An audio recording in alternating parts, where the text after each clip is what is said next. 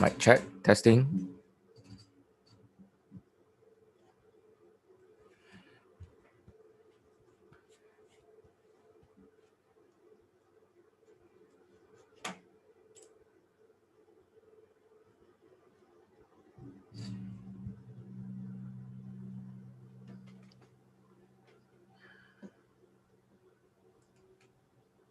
Yep, can hear you. Hello, everybody. Do you want to test your mic, Mr. Go and Bell?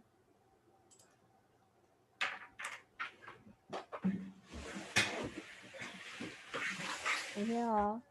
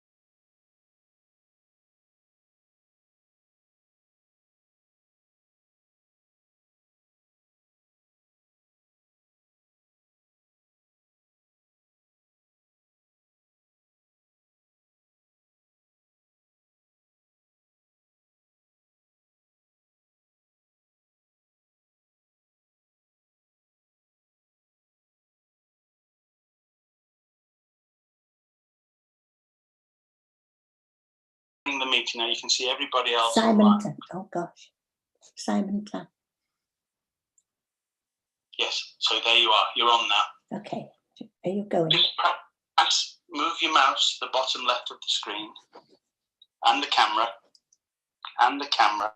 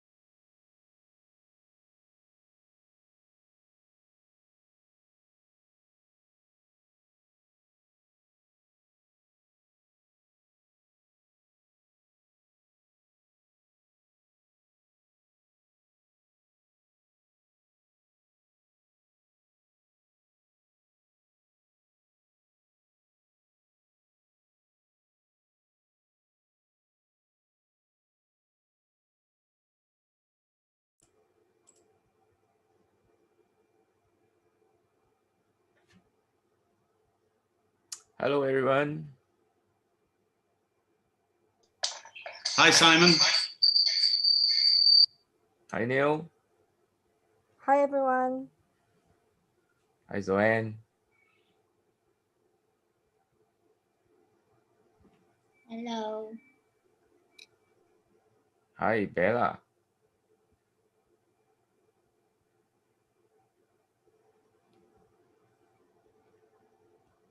Do you have Mr. Go?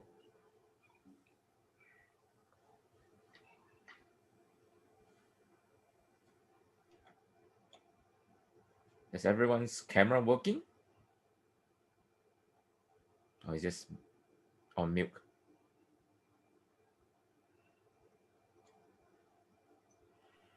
I just set my mother up, Pam, and she can see you. Oh, good.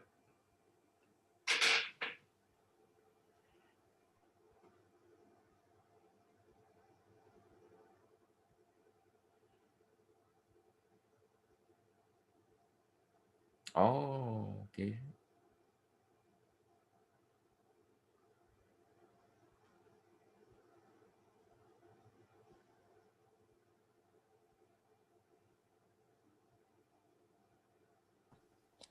Just a gentle reminder to all, please switch your mobile phone to silent mode. So let's stay focused in this 2-hour session. So if you have any burning questions, let's save it for the end of the session. Then we will have a Q&A.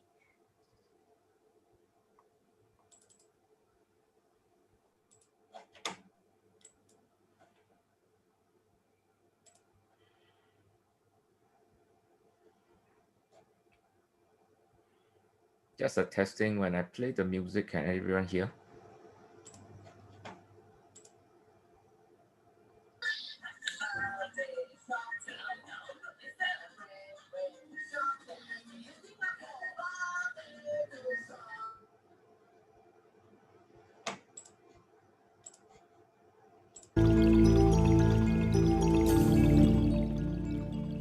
Can everyone hear this music?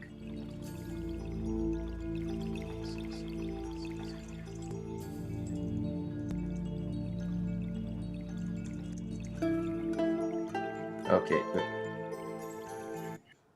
Just testing on the music.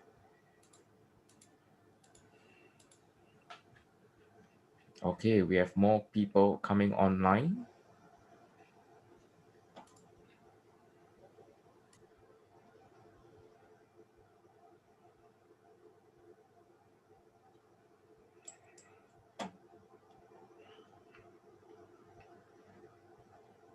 We have Dr. Gunn.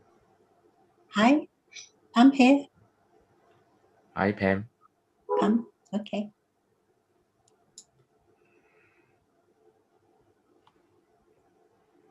We have Alice. We have Elsie.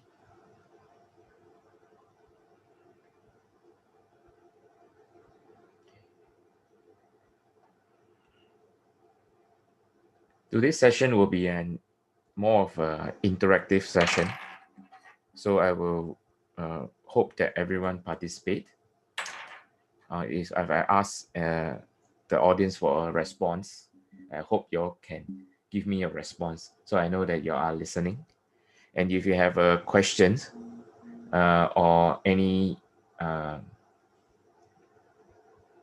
part of during the training or the session that you have any burning questions or to resolve what you're not sure of, please do just voice out so we can clarify on the spot. So that's why we have the Zoom session instead of the traditional live over the camera, because over the camera usually is only for those who are present in the classrooms, and they will actually be able to communicate with the trainer. But those who are online, they are only able to just receive the information one direction. So if they have any questions, they usually do not have a way to straight away ask the question. Maybe can leave in the comment section, or they post a question in the WhatsApp group, or email the questions. But then they will not be able to receive the answer straight away. So instead, today we are trying out this new form of interactive session, which is using Zoom. And I must say that if not for the pandemic, the COVID-19 pandemic, most of us, if not all of us, will not be able to utilize the power of social media, the power of technology. And this is why we're actually having a Zoom session. And to some of us, this is really the first time. This is our virgin attempt. And I must say that we must give thanks to technology in order to have progress. And this is the fact that we're having this training session via Zoom is already evidence that we are progressing. And to conduct the class, a meditation class via Zoom, that will be first of its kind, definitely from OOSS. Hence, this is a new platform that we are trying out, and we hope that participants who come on board via this Zoom training will be able to have more personal experience. It's as if you are attending a class in person instead of in person, face to face, over in a close proximity in the same venue. We are now doing a face to face interaction via the internet. So this is something that we are trying out, and I must say that the effects will be surprised to a lot of us. Because I have attended a few Zoom classes that is taught by my teacher, Master Zhang, and he actually able to bring us into what he wanted to lead us to in terms of the zone, in terms of his energy field, in terms of the transmission of what he's trying to convey. So the simple technique is actually to let go of our so-called our persistent mind and pay attention to who we are talking to. So the interaction starts the moment you have a connection with the person you're talking to or the person you are listening to. So this communication line of chat has no boundary. It's not bounded by time or space. It's more of a conscious decision and using consciousness to bind us together so that we are able to communicate. And communication can be verbal and non-verbal communication. And I'd like to welcome everyone that there is communication even when the language itself is different. For example, my teacher, Master Zhang, he taught his lessons all in Mandarin, in Chinese, so to speak. And being bilingual educated in Singapore, listening to his Mandarin is not a problem.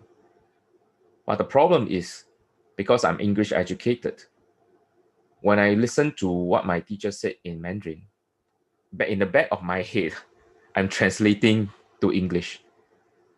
So all my notes, whatever my teacher said, my notes is actually written in English because I may not be able to write out the Chinese character so fluently.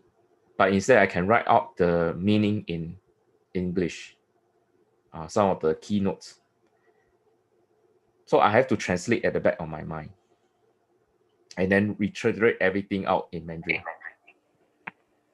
So what happened is when I'm with my teacher, Master Zhang, after I learned meditation from him, and he has this opportunity to conduct a class in Mandarin, but he asked me to be his translator. To conduct the class is actually in bilingual, which means that teacher will speak, will convey conduct the lesson in Mandarin, and I will be translating for him concurrently. So he will say his content in Mandarin, and I will translate statement by statement, phrase by phrase in English. So this is a very big challenge for me because I'm have not done this kind of thing before, and I actually have to translate on the fly. So whatever my teacher said, I have to translate. And I found out that by taking notes, it doesn't help. It doesn't help well because our analytical mind still take time to process what we hear, and then we translate that into let's say words. So I give up on writing down what my teacher said. Instead, I just focus on what my teacher said, word by word, and I translate whatever comes to my mind, and it came out fluently. Some words that I don't even know that I can pronounce, that I even know in my vocab, is able to come out on its own. And that's why I realized that I am not the one who's translating. What I mean is I'm not the one who think I'm translating. The person who is translating is actually the true self, a conscious mind, without the participation of any perception of our thinking mind. So whatever you pump in, it will just come out on its own. And this is why I realized that what teacher has been saying in terms of in meditation is we have to let go of our analytical mind. We have to let go of our thinking mind. We have to let go of our control. And this is something that not many people can comprehend. The question is, who am I? Who is the one practicing? So there's a story. It's like the person, we drive, they say in Singapore, we drive. So the question is the car you? When you drive the car, who is driving the car? The car is driving the person or the person is driving the car? No, it's a simple question. I would say that I'm the one driving. The car just follow my directions. Exactly. So our body, this body, I'm talking about this physical body, is like a vehicle, like a car. There is a shell. Okay, we have all the functions. We have our eyes, our ears, our nose, our body, our sensation, our fingers, our physical body. We have our organs, our internal organs, our heart, our lungs, our kidney, our liver, our spleen and stomach, and all has a function. It's like a vehicle, like a car. You have headlights, you have engine, gearbox, it has all the drive shafts, tires. So it's like a physical object, like our body, our physical body. It has all the components, it has all the functions. You even have some of the high-tech equipment, so to speak, that runs on its own. And our mind is a very powerful CPU, central processing unit. It gives a lot of commands to coordinate all the functions in our body. Things that go through every second as we speak, without us knowing what is going on. Like right now, we are actually listening to each other, but you are breathing. Whether consciously or unconsciously, your body is breathing on its own. Your heart is beating on its own. All these are what we call passive actions. Actions that doesn't require your active participation, but it actually runs in the background. So all this passive movement in our physical body is what is going on in our vehicle. Now the question is, who is driving this vehicle? Who is driving this car? Who is driving your body? And our answer is quite straightforward. The driver. The one that is behind the steering wheel. That is driving it. Giving all the actions, all the command. Turn left, turn right. Accelerate, decelerate, press on the brake. Check out your blind spot. As you filter lanes. As you move through the street from point A to reach to point B. So the person who is driving it is actually the one that is in control. So now we have to ask the question back. In your body, this vehicle, this flesh and blood, who is the driver? Then someone will say, the thinking mind. The mind is the driver. But then the mind itself is only a function. It's just the brain. The brain is a function. Can you live outside of your brain? And some will say the consciousness. Okay, if you say consciousness, then I'll ask, where is your consciousness? Where can you find your consciousness? If you leave your body out of this equation, then where can you find consciousness? Is your consciousness part of your body? If it's part of your body, where exactly is it situated? Is it situated in your brain? Is it situated in your heart? Or is it situation in any part of your body? So the question may just evolve, keep coming up, and people will just say, wow, it's very philosophical, it's very profound. Let's look at science. Science has evolved a lot. Autopsy, the anatomy of the entire body. We can cut ourselves up, dissect, and then discover all the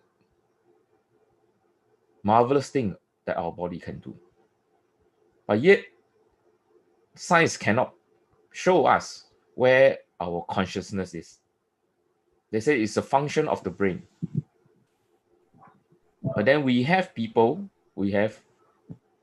evidence to show that our brain is just a function of our consciousness. Consciousness is not a function of the brain. So we have to ask ourselves, who is in control?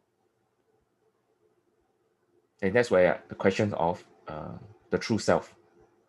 Where is the true self? Who is the true self? Right now, I may be the one talking, but it may not be the true self that is talking, because we are still going through a state of evolution. Our mind are still running as we speak. Okay. So when we comes to the wisdom of life, I'd like to share a PPT on what the universe is about. And I'd like to introduce to the concept of heaven and earth. Okay. Heaven and earth. This concept of heaven and earth comes to me from my teacher, Professor Zhang. Okay. And he actually tell us that we doesn't live alone in this universe. Okay.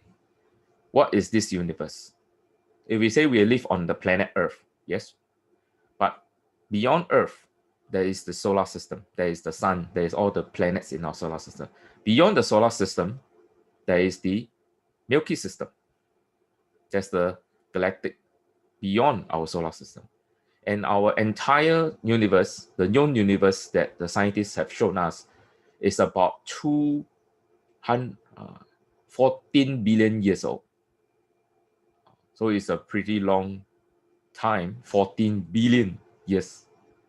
And Earth is only roughly about 2 billion years old.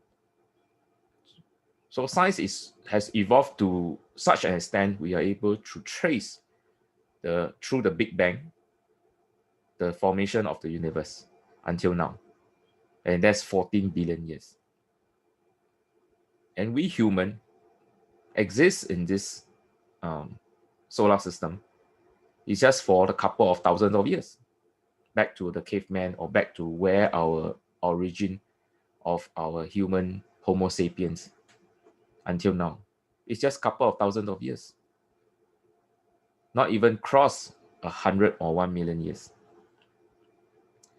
But then how the whole universe is formed through the Big Bang until now, how is life formed? And that's the questions we must ask.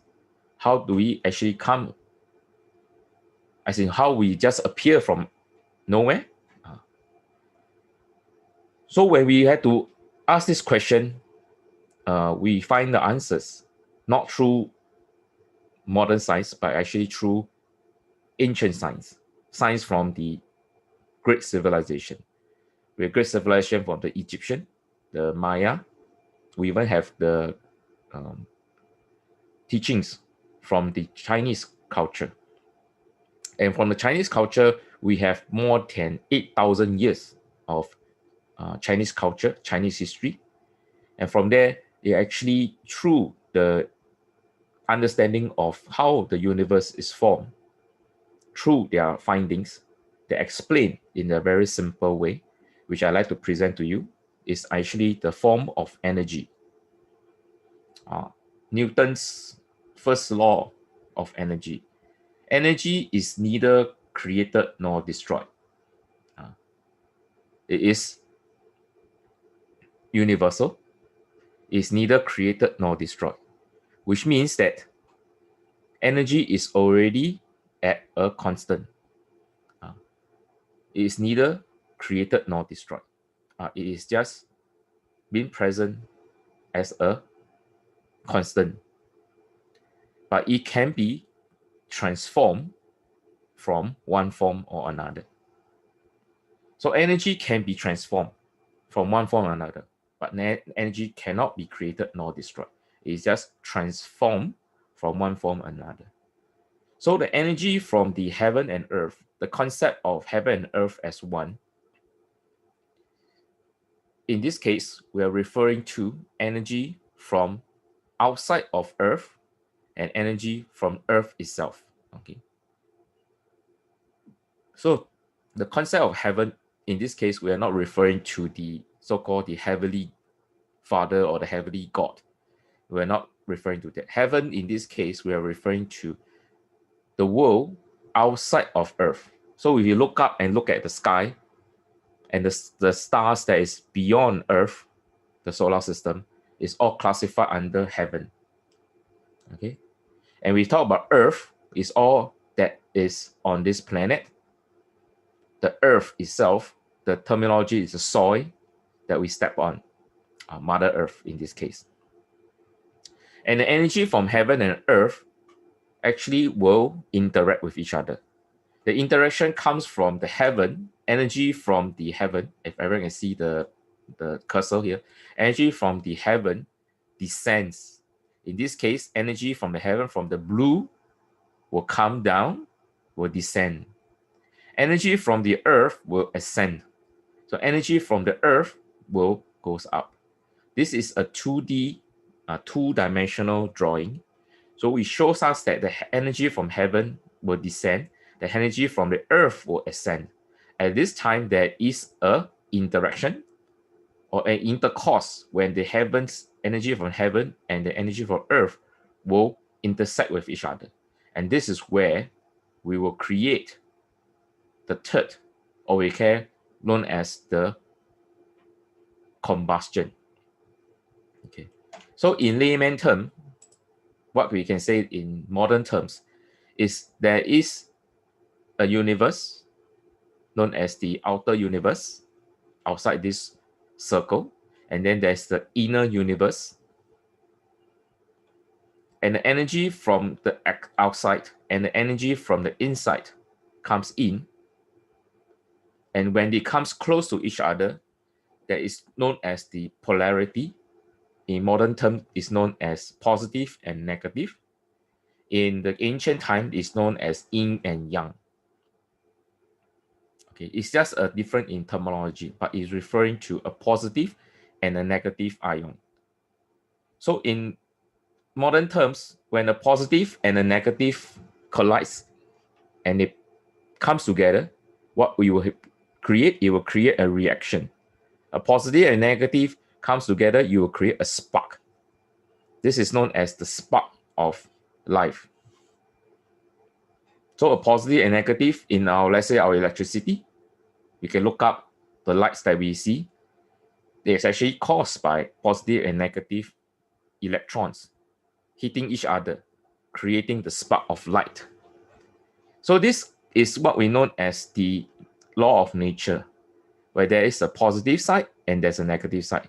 There's a duality of yin and yang. In this case, the plus and the minus, the positive and the negative. When there's a positive and negative comes together through a confined space, in this case, you can see the round circle around it, comes together, it will cause a reaction. Okay, this is a simple term. So in our body, this is what's going to happen. When the heavens and energy from the heavens and the energy from earth comes through our body, inside our body, we actually can have a positive and a negative reaction. And in our universe, there is many evidence of when positive and negative collides. Okay, so I'd like to show you a picture. This picture is taken in Canada at Mount Robson across the Rocky Mountains.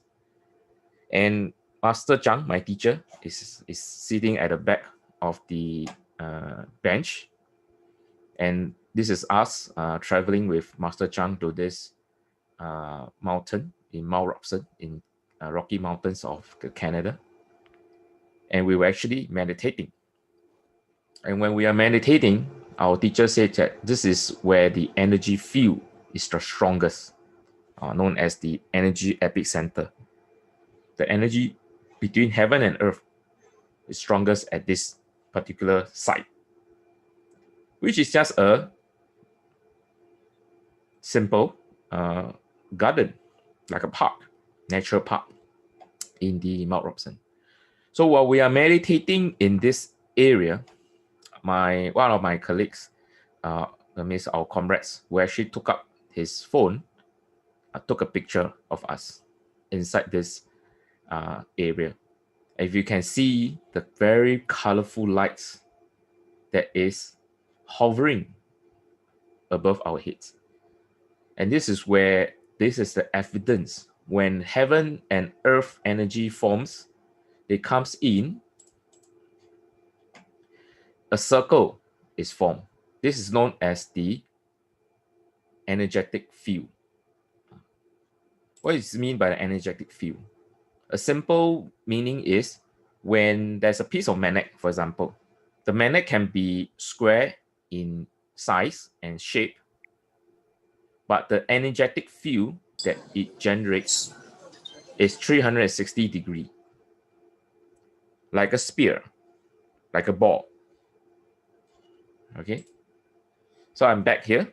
I just want to show. This is what we know as a spear, a ball. Okay, but what we see is actually a cube. This is a cube. This is a 6-side shape. This is like a piece of magnet, for example. A piece of magnet, but it exhibits a magnetic field that is actually spherical in nature, 360 degrees around this magnet. So this is known as the energy field or an energetic field. So when we have an energy field, it's true because of this interaction between yin and yang. This is the representation from the ancient classics, and this is our representation in using modern science. So the pictures that I showed you all earlier from this picture shows that we are actually in an energy field. An energy field actually covers in different colors. You can see here, we can actually see like rainbow colors because lights can be bent. Okay. So the dispersal of light through a prism, a glass prism, what light that we see actually can be broken down into the rainbow colors: red, orange, yellow, green, blue, indigo, and violet. And it's actually because of the different wavelength of the colors that we actually didn't see using our naked eye, but through a prism, through a media, we can actually break it down into this spectrum. So our eyes can still see white light. So similarly, when we can see this through our naked eye, when we are physically there, all we see is light, white light. But because of the camera lens, is able to bend the light and then show us that we are actually inside an energy field. Then when we are inside such an energy field, what can we do inside this energy? We are able to harness the energy into our body through the use of meditation. So this is what we mean, able to harness the energy from heaven and earth. You can see that everyone in this field here, now they are all meditating. So what are they practicing is known as the intuitive meditation or the introspective meditation. So this technique is what we're going to go through today. And to help everyone understand our physical nature of our body, that's why we need to break it down through bits that we can understand our physical body. So this is a picture of the body. Okay. And we actually, in our physical domain, is split into three important energies. I would say energy cube in our body. Our upper body, middle body, and the lower body. Okay, these are actually three important areas which we have to look into. This concept is known as the cube of space. So earlier we mentioned about the cube. A cube has 6 sides. There's a top, there's a down, there's a left, there's a right, there's a front, and there's a back. So this is what we call a 6 side. Our physical body also have a 6 side. So for example, we have a head. The top of our head that's facing the top, our ceiling. So this is known as a top. We have a bottom through our buttocks, through our legs that's touching on the floor. So there's a down. So there's a top and there's a down. There's a face in front. So we are looking forward. There's a front and hence there's a back. And there's a left, and there's a right. So we have a 6 side in our physical domain. Hence, we are actually known as the 3D space. Okay. So in our physical body, there is also the concept of a 3D space. And in the ancient science, they have already discovered the power of the cube, where this is all generating in terms of the harnessing the energy of heaven and earth and produce the spark.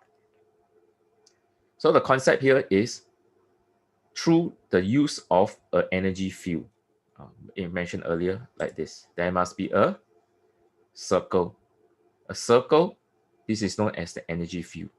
But at the core of the energy field is actually a cube, known as the cube of space. And the cube has 6 distinct faces: top down, front, back, left, and right. So our physical body has such a feature. We have a head, we have a bottom, we have the front, we have the back, we have the left, and we have the right. So in our physical domain, there is actually 3 cube of space. 喂，但係你收工未㗎？ energy cube. 3 energy cube 我哋放假。 in our body. First, known as the upper dantian, that's within the upper side of our head, inside our head. And there's a middle dantian, and there's a lower dantian, known as the 3 energy cube, situated at 3 different parts of our body. Okay, I will just go through one by one. For the upper dantian, the tian zi, when we talk about the tian, no, it's in the Mandarin, it's a Chinese character, but just look at the character tian. This is the character tian, just to highlight this word tian. And you can see how this character tian is written. It's a square. It's written square with a cross. In Mandarin, it's pronounced as tian. And its meaning is a field. F-I-E-L-D. It's a field. and it actually draw out the shape of the field, a square with a cross. So when we pull this out from a 2D perspective into a 3D perspective, what we see is the cube of space. This is Tian, and there's a cross inside. So where is the cross referred to? The cross referred to the center, the epic center of the cube. So between top and below, there is a center. Between left and right, there is a center. Between front and back, there is a center. So this is known as the epic center, or the center of the cube. And this is what the meaning of the word Tian means, the center of the field. So this actually shows us a physical domain in our upper body where our head is situated. There is a center. And the center actually shows a very simple. Okay, these are all the terms, but we just need to mention a few important ones. The top of our head is known as the crown, or known as the crown chakra, which is the highest point of our head. Okay, so this is one access through the central meridian. Okay, just to highlight to this, so I'll be demonstrating where can you find the crown. So this is our head. Okay, what you can do is you can use your finger, your index finger, comes to the 2 ears, and you can trace through the ears. You trace up, move your 2 finger, where then you will interact. Okay, locate one place. Then one more point through in between your brow, and you move up. Then you intersect. You'll come to the same spot anyway. And this is the spot. This spot is known as the crown, which is the highest point of your head. And this is also known as the gate to heaven, because it is the highest point of your head. So at this plane is facing the top, which is what is known facing the heaven. So this is known as the heaven's gate. This is the highest point of our head, but it's also one important axis. So between the cube, there is 2 axes, the top and the down. Where is the down? Okay, so back to the form. The down is actually right at the bottom of our upper body, known as the peridium. Okay, where can you find this spot? It's in between the front and the back private part. The front private part is where we pass our motion, where we urine, and the back private part is where we do our big business, so our bowel movement over there. So in between the front and the back private area, there is a center between the two that is perpendicular to the head. This is known as the peridium. So between the head, okay, let me just move this away. Between the head, known as the Bai Hui, or we just simply refer to the crown, all the way down to the peridium. The Chinese name is known as Hui Ying, but in this we will refer to as the peridium. So between the peridium and the crown, these two forms the top and the bottom access to the cube. Okay. So between these two, where we join a single line, cutting through the crown and the peridium, will form the central meridian. Okay. So this is what we mean, the central meridian. Between the top and the bottom, we form one line. This is known as the center meridian or the central meridian. Okay, so simple terminology we're going through. So we mentioned the top and the bottom. So we have a cover one axis. What about the front? So the front in this case we are referring to is in between the brow. Okay, just referring to this. So this is the face. Where is the front? Okay, so the front is actually in between the brow. Okay, so this is known as Tianmu. Okay, so between the two brow at this area, just in front of the brown, there is one excess here. Okay, so in some culture, they actually will use a marker and place it right here. It has been shown in many of the cultures or religions artifacts that mention about this presence of the third eye in between the brown, which I will mention, which I'll touch on it later. But there is one important entrance in this area. This is in between the brown. Okay, so this is what we mentioned. And there is one, this is the front. What about the back? This is the back. The back mentioned through this is actually known as the mirror. It's actually the back of our skull. And this back of our skull has a very interesting, it has a reflective property. Okay, so it works like a mirror, like this. Okay, we can reflect things like I'm doing right now. So this is like a reflective property. So that at the back of our head is actually concave. It's a very concave, but it's very white and shiny. So it has a reflective property like a mirror. And it's able to turn the axis up and down, so it can actually bend light where we actually wanted it to bend. Okay, so this is the back. So this is the front, this is the back. The left and right, straight away you can identify. It's the two ear. Okay, our left ear and the right ear. Okay, left and right ear. In between, so it's the left and right, front and back, top and down of a peridium. That will confirm a 6 site.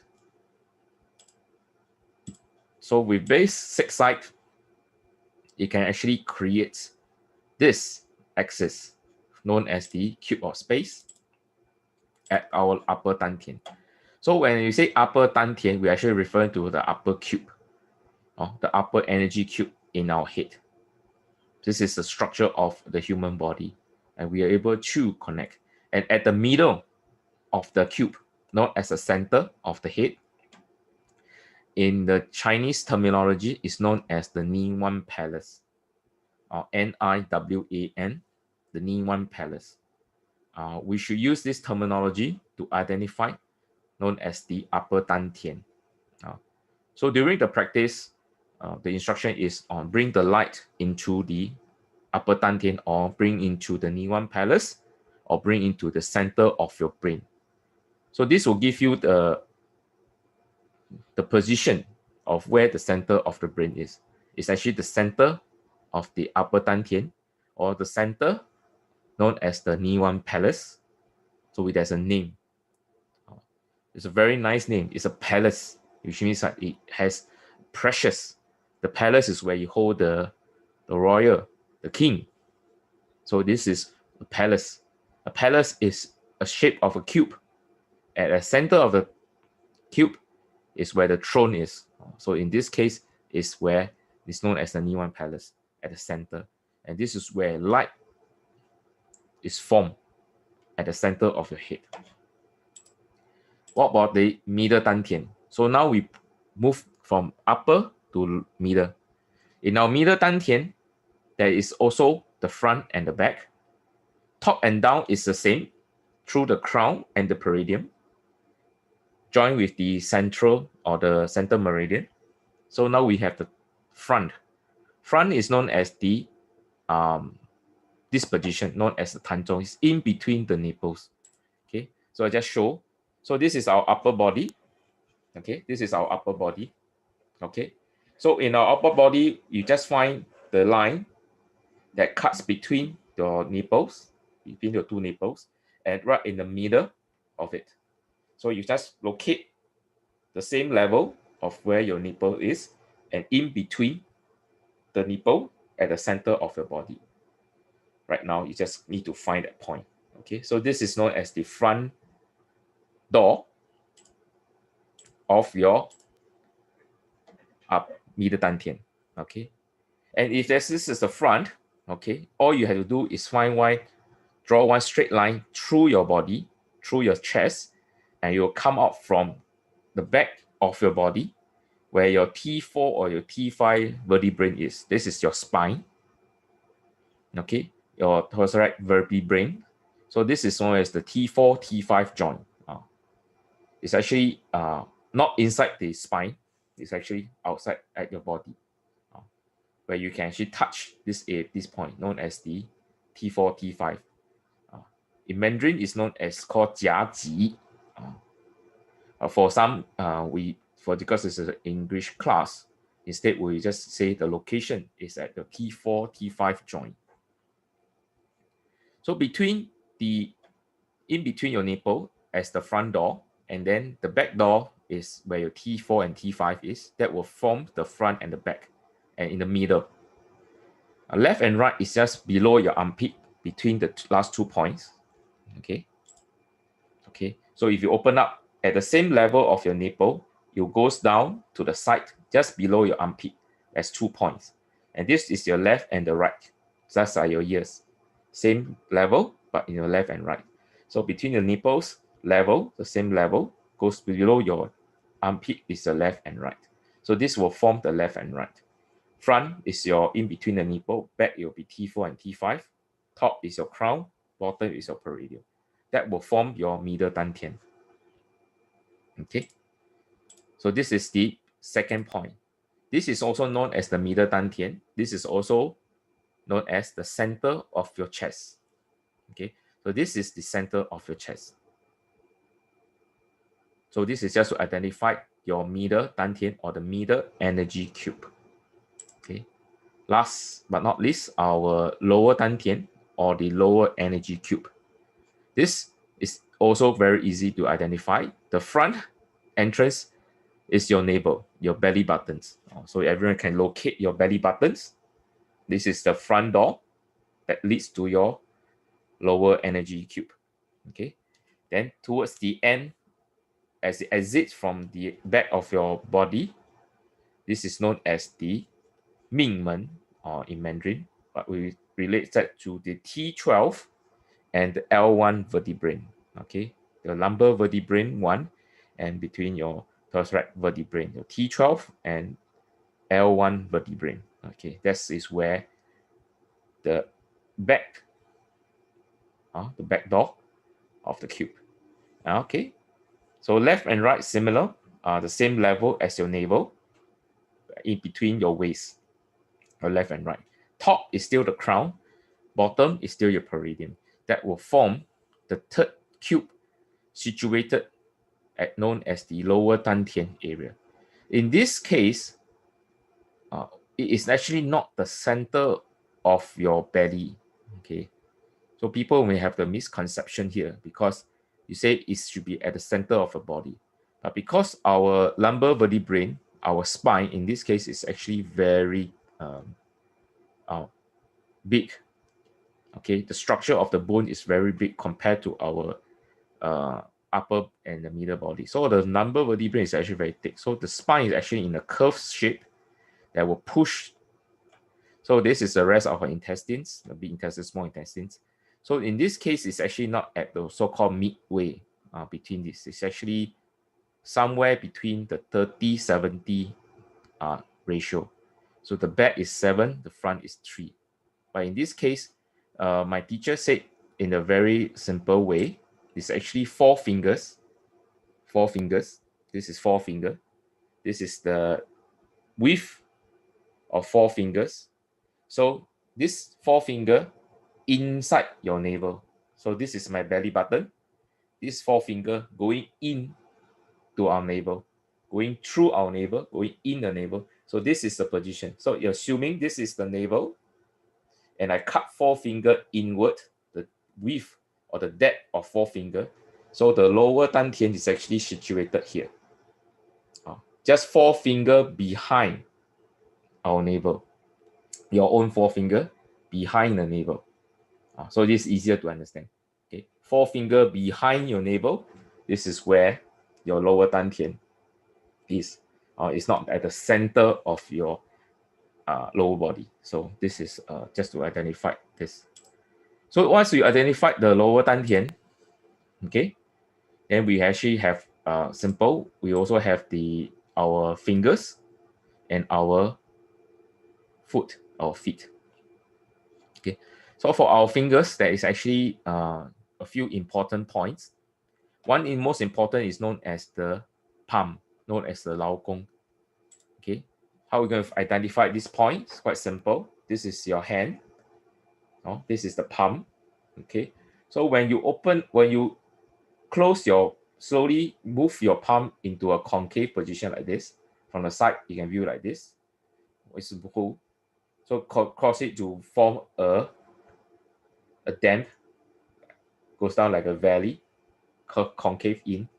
You can see that there's the lowest point that move in the most from the side. You can see going here. So in the middle of this is known as the Lao Gong, or the middle of the palm. Okay, same for the other hand. Once you move in, you can see this is that dips in the most. So this is the center of your palm. This is known as the Lao Gong. So this is actually another channel that energy can go through here, between our palm. Okay, ratified known as the Lao Gong. And for our feet, similar. There is known as a point known as the Yongquan. So in Hanyu Pinyin, it's written like this: YNGQUAN, or Yongquan. And its Chinese meaning is actually very nice. It's known as the fountain, fountain of energy flowing through the middle of your feet. Okay, so it has a similar point. It's right in between here. Okay, why I might identify all these points? Because this is the structure of our body. So later when we actually practice meditation, it's not just about calm your mind and control your breathing and then go into nothingness. Okay, this is not that simple and it's not that straightforward. Okay, what I mean is when we learn meditation, we learn from the right lineage. There's actually a technique where we can activate, initiate the energy in our upper, middle, and lower body. Why we want to initiate all this energy cube in our body? And exactly, this is energy cube. This is where energy are stored in our physical domain. And the energy that we can harness from heaven and earth are all stored in these three important parts of our body, known as the energy cube. In normal sense, when we exercise, we actually use up more energy in our physical domain. Okay, we sweat, we have a good workout, we feel relief, we feel adrenaline rush, but at the same time, we also feel tired because energy is being depleting out of our body. How can we harness energy that is fast, able to replenish our energy fast, at the same time, we're able to keep the energy in our body? In a normal sense, in a normal human life, we can only achieve that when we go to sleep.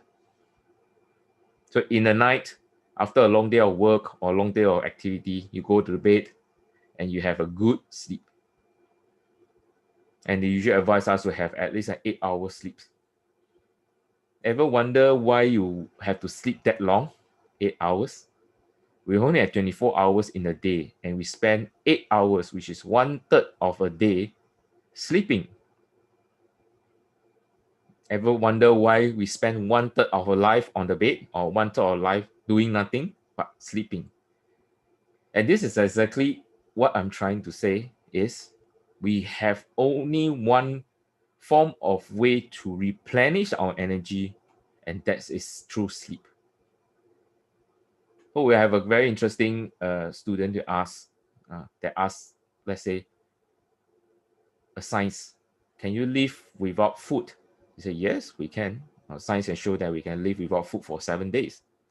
Can you live without water? He said, heard it's only 3 days. If 3 days, we'll die of thirst. What about how long can you live without sleep? On that, everyone start to wonder, yeah, if I not able to have a good sleep or have sleep at all, can I still function as a human? You can have all the food, you can have all the water, minerals. You are well taken care of. It's just that you can't go to sleep. Eventually, you will break down. Your system will break down because you are just too tired. Tired not because you have not enough energy. Tired because whatever food and drinks that you take is not able to give you the energy you require to maintain a conscious mind. And this is the only way we can replenish this kind of energy is through sleep. Now everyone starts to make sense. Why we need to have a good 8 hours sleep. And scientists have shown us there's the different wave pattern of our brain, the alpha, the beta, the theta. We're not dwell into this, but simple is you need a good rest. Then your brain will create a certain frequency. Then you are able to have that kind of very high, they call it the REM, the REM sleep. Then you're able to replenish your energy fast. If you doesn't have a good night's sleep, the next day when you wake up, you actually feel more tired, more lethargic. So the quality of your sleep actually determines the quality of your rest, which also equals to how much energy do you recuperate during your sleep. So why we are touching on this is because it has shown that meditation is a more evolved form of sleep. Because what we can achieve in sleep, we can achieve in meditation as well. Because we are consciously doing it. There's a study that shows that 1 hour of meditation is equivalent to 4 hours of sleep. And that's very good. So if you practice 1 hour of meditation, you calm your mind down, you let your body replenish the energy that you require. And 1 hour of meditation can give you 4 hours of rest, 4 hours of sleep and rest. So after 1 hour of meditation, you come out, you will feel more energized, more alert, more conscious, more awake. Some even feel more alive. They feel the energy that is burning, that's coming out from his body. From coldness, they feel warmness. So once we are able to harness the energy from the universe into our body, it has many benefits. It can create more alertness. You will have more energy to do the things you require. It will give you better health. And in this kind of situation, where we have the pandemic that's happening around the world, it is even more important to take care of our health. Money is important, but if there is no health, you can't spend all the money. And this is not something that we would like our family members, especially our old folks, to go through. If you have able to learn these techniques, I strongly encourage you to teach your family members, especially the elders, because they will benefit when they are able to have their health back through the replenish of energy in their body. They have stronger immune system that can fight the virus. They are able to have an energy field around them. And this energy field that we can't see using our eyes, but energetically is present, is act as a barrier. And this barrier actually act as a barrier to stop any virus or any form of bacteria that's coming in to attack the body. It's like our defense system, our body defense system. So having a strong energy aura around us act as a protection, a shield. In this case, we can say it's a shield.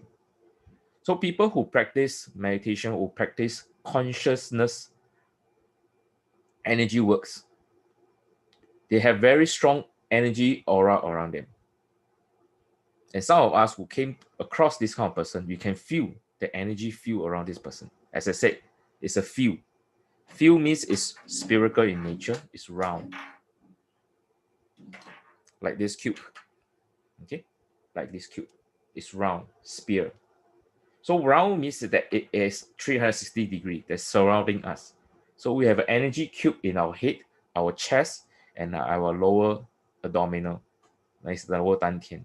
Where all the three energy cubes is activated, that will produce one energy field in the upper body, middle body, and the lower body. And all three will amplify the energy field of the entire body. Okay, so without further ado, let's delve into the practice itself.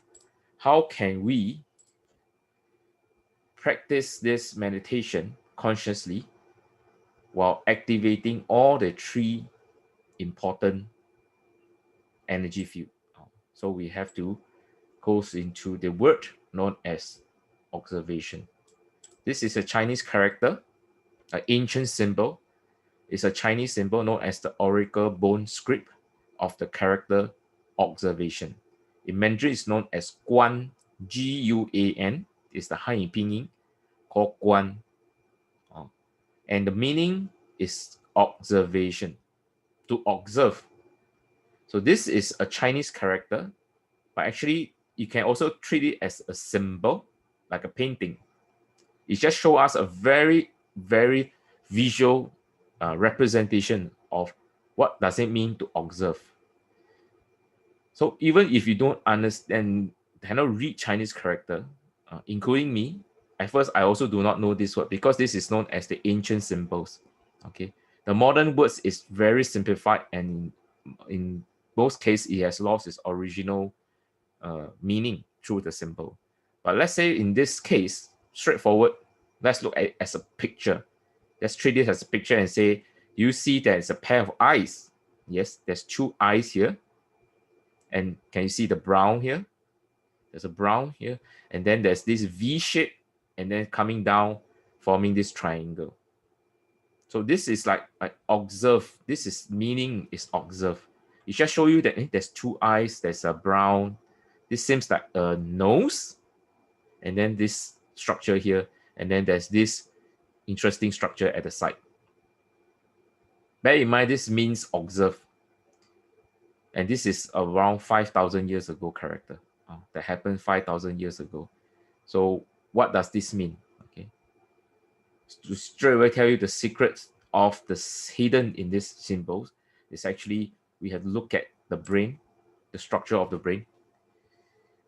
Bear in mind, this is 5,000 years ago character, and in that time, the so-called autopsy is not there yet. They have no ways to have an X-ray or to pierce the body open, dissect the body and find out all the different parts of the body. But this is actually shown in this picture that our brain make up of two halves. So recently, only through modern science, when we discover that our brain is two halves, two hemispheres, in the left brain and the right brain. But in 5,000 years ago, the Chinese culture has already discovered this. So because there's a left and right brain, our brains in between, there's a chamber. There's a gap between the left brain and the right brain. This is why when we say we in between the front of our brow, there's a channel in, because our brain, there's structure like this. So in the front of our brain, the front of our brow, able to go in between the left and right brain. So this is known as the gap between the left and right brain. So there's a channel in this way. And our left eye and right eye, the way we look, the way we see our vision is only been shown recently that is actually through the reflective property of our visual context at the back of our head. This is known as the reflective property of our brain. So whatever we see in our left eyes is actually reflected from the right side, the back of our brain. And whatever we see on our right eyes is actually reflected at the left back of our brain. And then both project forward. So interestingly, this is only discovered by modern science a couple of hundred years. But in the past, 5,000 years ago, they have already discovered how our eyes works. So in this structure, you can see that our left and right eye will actually collide. Our optic nerves will actually cross each other at the center of the brain. Okay. So right now you see this left and right eye, and you can see this very obvious triangular structure here. So back to this symbol of observe. This is the secret. Between the two eyes, this is the two half of the brain. There's half from the brown, two half of the brain goes right through in between the brain until you reach this triangular, which is this triangle here. So the word observe is actually not from the face, but actually inside our brain. So why is it trying to observe? Observe this singular protruding item over here, which is this. And this is none other than the pineal gland. This is the pineal gland. Okay, it is a physical structure in our brain. Everyone have it since birth. How small is it? It is just a size of a grain of rice. Okay, it's just a size of a grain of rice, and it is original state. It is actually crystal clear like this. Okay, crystal clear, like shape of a rain, a teardrop. Okay, similar to this kind of structure, and it's crystallized. It's actually very clear. Okay, when it's actually born, it is about this shape. Well, why is it called the pineal gland? It's because it has a similar structure like this. This is a pine cone. You can see it's a pine cone. Okay, so it is actually this kind of shape with all of these stripes. Okay, so when we look at the pineal gland, it has a similar structure. It has all the helical that is going around the structure. It's very small, just a grain of rice, and two nerve, like a leg, that's connecting to the brain. Okay, so this structure of observe can show here at the right side of this character is this symbol here with two legs. Okay, so which means the secret is to observe, one require to activate the pineal gland. And in the final structure here, this is the structure of our brain. It shows very clearly the skull, the nerve system, the brain, and then this is where the pineal gland is. Okay, right in the center of the brain. Okay, this is the cerebellum. Okay, so this is the structure. Why is it called the pineal gland? What has it to do? It's actually also known as the third eye. Because clinically they have shown that the pineal gland is made in the chemical composite is exactly the same as our our eyeball. It has the same chemical composite of our eyeball, but it's placed right in the middle of the brain. Hence, it's known as the third eye. So the use of the pineal gland has a lot of documentary that links to the use of the pineal gland in meditation, in a lot of out-of-body experience. Actually, what it does is actually when we go to sleep, our pineal gland is actually being activated because it produces certain chemicals that allow us to go into sleep. So when we go into meditation, it's actually invoked the pineal gland to let us go into a sleep-like state. A sleep-like state is as if we are in a sleeping state, but actually we are still conscious. We are still awake. So this is a function of the pineal gland. Right now, we have how do we activate the pineal gland? The question will come. Okay. So this is actually an important how to activate the pineal gland. So with this character of observe, it has shown us a way we can activate the pineal glands. In between the brown, in between the two eye, we have to go in and observe the center of our brain, like this. Then using the mirror property of the back reflective zone, we can transfer the light from the back of our head and reflect it into the pineal gland. It's like switching on the pineal gland through our conscious action of activating the pineal gland, which I will going to teach you later. Okay. So this is this technique that I'm going to show you. Okay. Before that, okay. So inside any meditation, okay, first we have to understand the structure of our body. So I already covered that. Now is actually to take care of the physical form. Is how do we prepare our body in meditation? Okay, so I believe everyone right here is sitting and watching this this Zoom session. So first you have to adjust your seat. Okay, adjust your seat. Okay, if you are sitting down, make sure you are sitting comfortably. Okay, do not lean your back against the back of the chair off like this, because in this case you'll be blocking the back door of your T4, T5 and your T12 and number. So you have to sit upright, okay, face front. Do not lean against the back of the chair. Okay, so you can sit at 2/3 of the chair. Okay, sit upright. Okay, sit upright. Okay, next, the cheek. This is the cheek. Okay, when we sit properly, we have to level our shoulder. So we have to relax our shoulder. At the same time, we have to straighten our spine. The way we straighten our spine is we have to adjust this particular point. This is a very important point that a lot of people didn't do properly. It's actually to tuck in your chin, your chin. So this is your chin. You have to tuck in your chin. What do you mean tuck in? So from the side view, okay, if we sit up for long, you tend to hunch.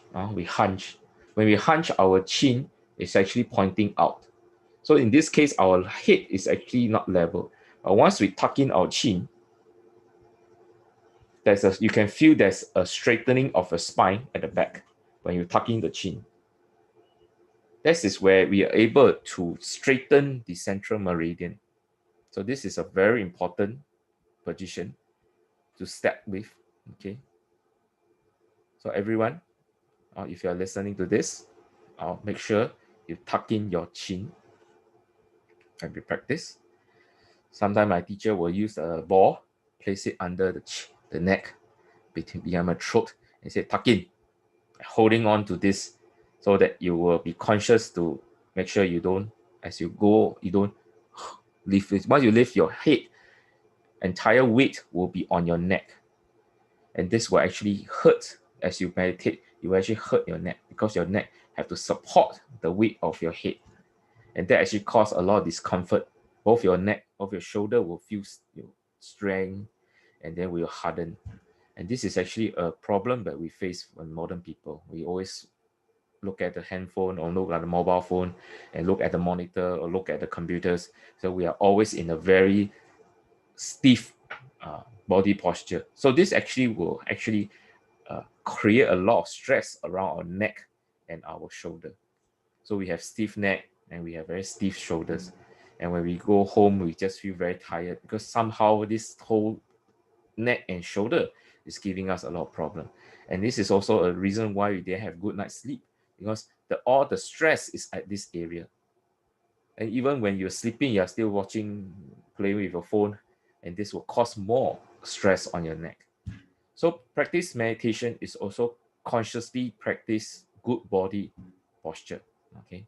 So I encourage everyone to, starting today, to adjust your sitting posture. Sit properly. Sit with strength. Sit with a strong spine. Okay. So relax your shoulder. Tuck in your chin. Look forward. Look in front. And once you're able to straighten your spine by tucking your chin, you can feel the energy flow from your crown all the way down to your chest. At least this time, your neck and shoulder is not holding the weight of your head. It's actually held by the whole spine, right all the way down to your buttock. Okay, so this is why we need to straighten the spine. Okay, so the body is straightened and the body weight, entire upper body weight is rested at the back of your buttock, not at your neck, not at your shoulder. Okay, so this is a simple yet effective position. Okay, so please sit upright or sit upright. So naturally you will tuck in your chin, tuck in your chin. Okay, next is actually the tongue. What do you need to do with your tongue? Okay, because throughout the practice we will not say anything, so there's no need for us to hold our mouth open. So we will just nicely seal, close our lips, close our mouth. In your practice smile. Do not frown. Do not feel, oh, meditation, so you actually frown. Just maintain neutral and close your lips. Right? Important is what's inside the tongue. So in this case, your tongue have to rest at a specific place known as the 上颚. Okay, it's easier to just to tell you where this position is. You just have to pronounce the word pronounce the word this will naturally, when you pronounce this word, you will lift up your tongue, you curve your tongue,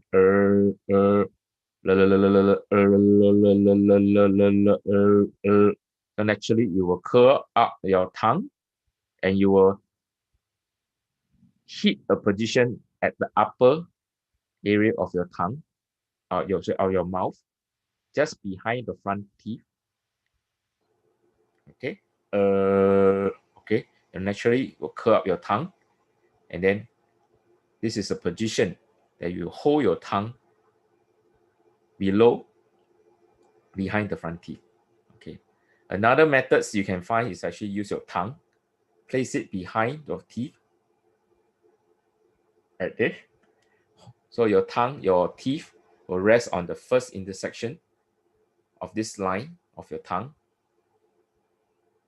And then your thumb will touch on the area on your upper gum. Okay. And this is the area just behind your front teeth. So you can actually tuck your tongue upwards. So this is a simple action called tuck your tongue at the upper gum, just behind the front teeth. Why are we going to do that? Because when your tongue turn up, touch on top of the upper area of the mouth, okay, this will create a channel that connects your tongue to the top of your meridian. Throughout the practice, do not let your tongue comes down. Just let it up, just by simply turn up your tongue. Just hold it there throughout the practice. Okay, throughout the practice. What will happen when you do over the practice? You will help to induce saliva. Okay, so this is actually a good form of energy flow.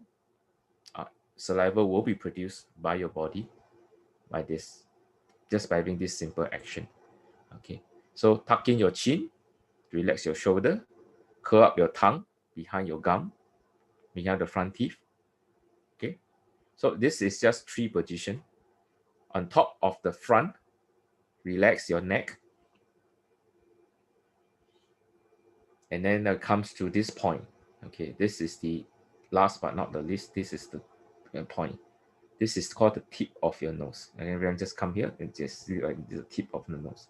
This is where we have to focus our mind onto this area, the tip of your nose. So when you have to do observation, this is just now we mentioned, left and right eye in between the brow on the tip of your nose. So we observe the tip of your nose. What we can do is the left eye will look at the tip of your nose. Your right eye will look at the tip of your nose. Everyone can just practice with me. Look at the tip of your nose. You can use your index finger or any of your index finger. Look at the tip of the index finger first. Then slowly pull this finger towards you until you reach the tip of your nose. And you will actually see dual image of your index finger. Then you need to conjugate, adjust your eyes until you see only one image of your index finger.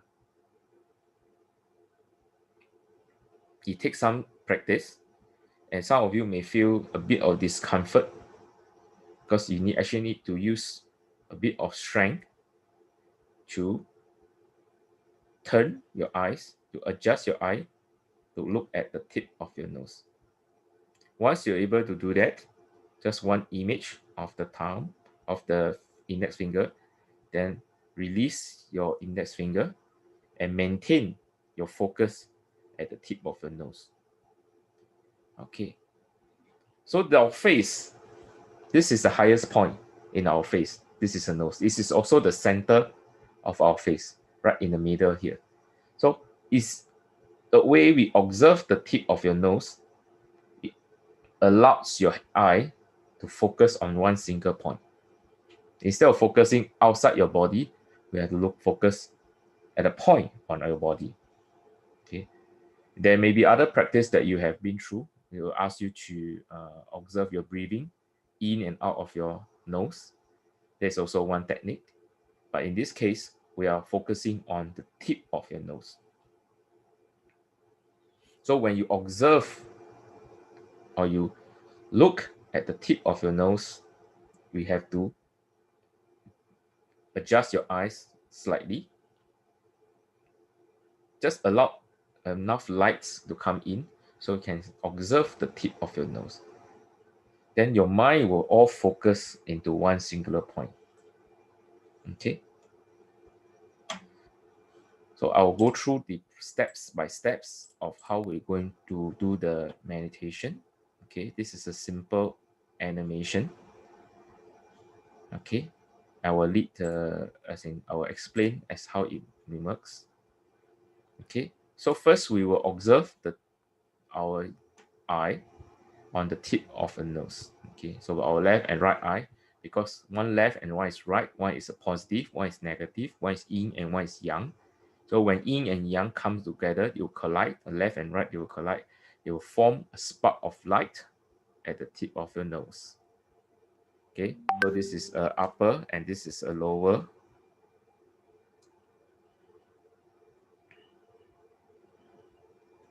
Okay.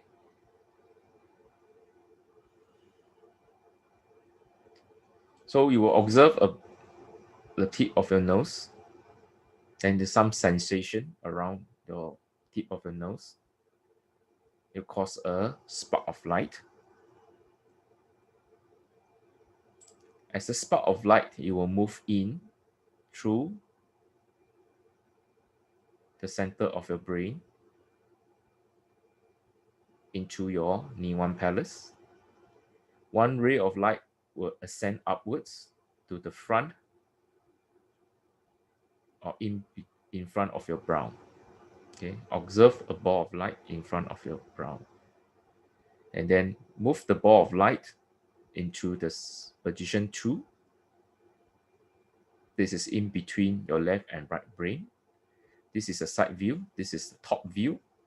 You can see that the light is moving in between the left and right brain. Then move into position 3. Further in between your left and right brain. And then continue to move into position 4. This is known as the Niwan Palace, or the center of the brain. Continue backwards until he hits the mirror, and you will deflect it down into the pineal gland. The pineal gland. and you will illuminate the pineal gland graciously by activating the pineal gland.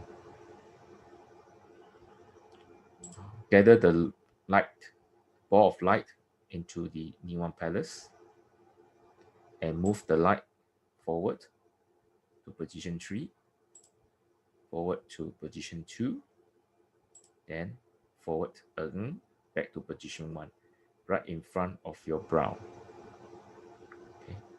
So this is a technique. It's a very detailed technique. This allows us to activate the pineal gland.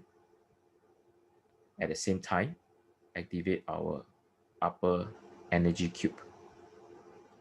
Okay. We will continue to do this for 3 rounds. Then as we finish this, we will proceed to the second part. Through the center of your upper dantian, your Niwan Palace, you will descend this ball of light down through your central meridian. So you will drop from your head, approach down through your throat, enter into your chest, into the center of your chest. Remember, where is the center of your chest? This point, the front and the back. So from the in between your nipples, this is the front. The back is your T4 and T5.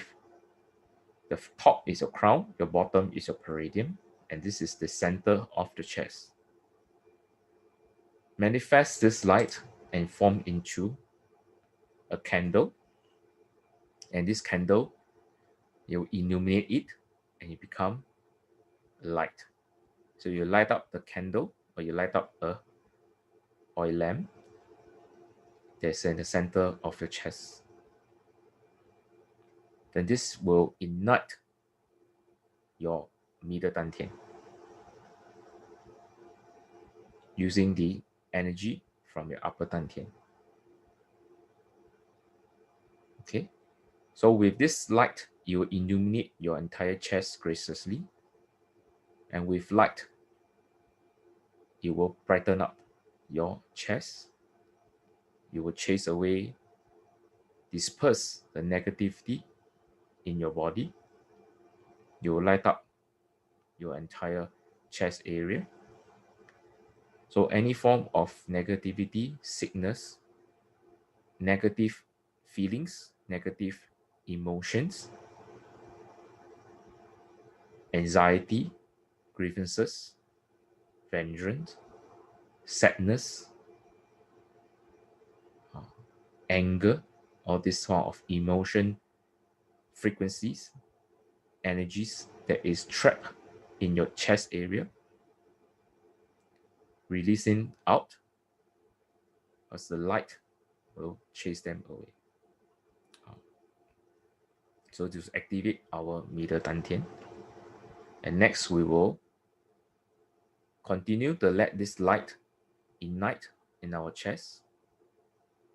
We will activate the middle dantian and we let it continue to brighten our chest. Given the aura of energy, aura of light around it, we will use the aura of light and manifest another red ball, the size of a ping pong ball. And it will continue to descend from the middle of your chest down into your lower dantian. The lower dantian is where 4 fingers behind the navel. Just now we have mentioned. So this is where the red ball will go down. It's red in color. It's a red ball, size of a ping pong ball. And then it will start to spin.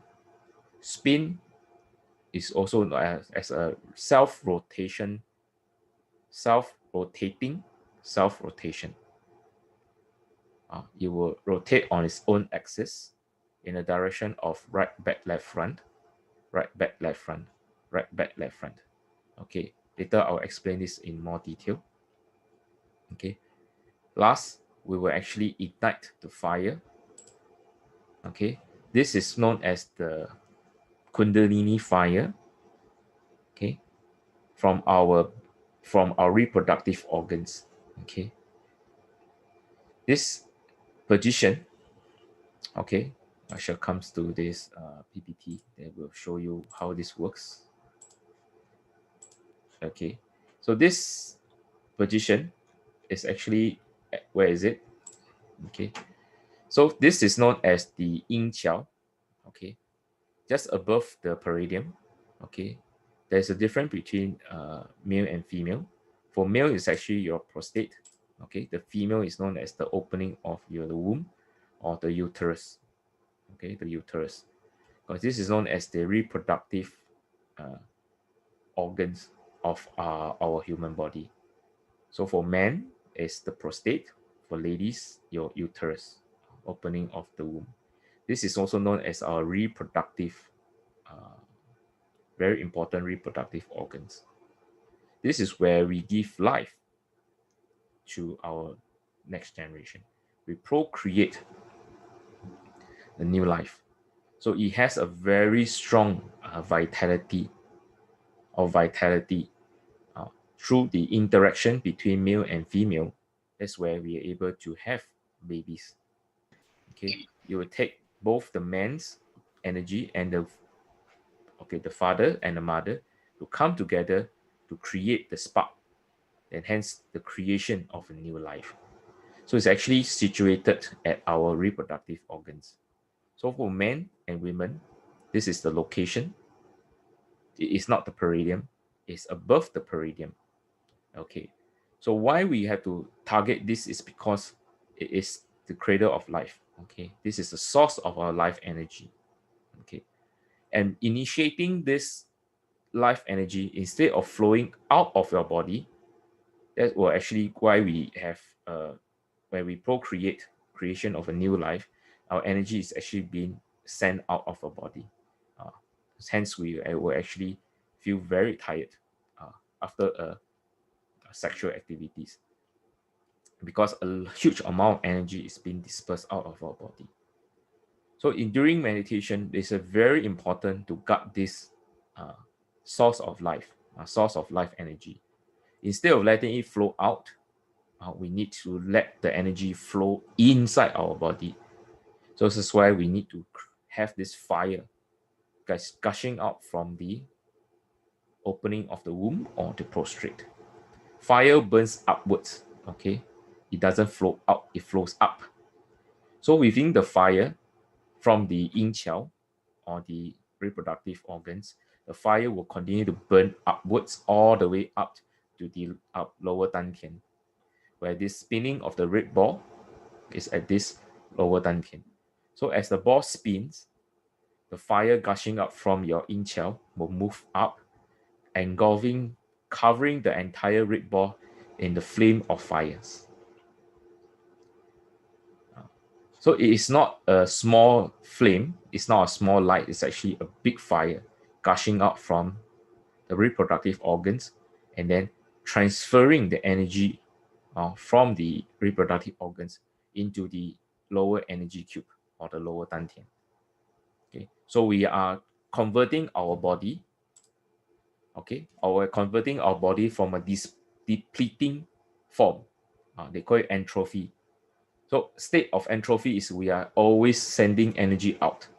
We are always depleting. So instead of going entropy, we are going reverse entropy. We are reversing the process. We are, instead of letting energy flow out, we're now letting the energy flow in. So all of our actions is to redirect the energy. Instead of looking outwards, we look inwards. Instead of listening outwards, we listen inwards.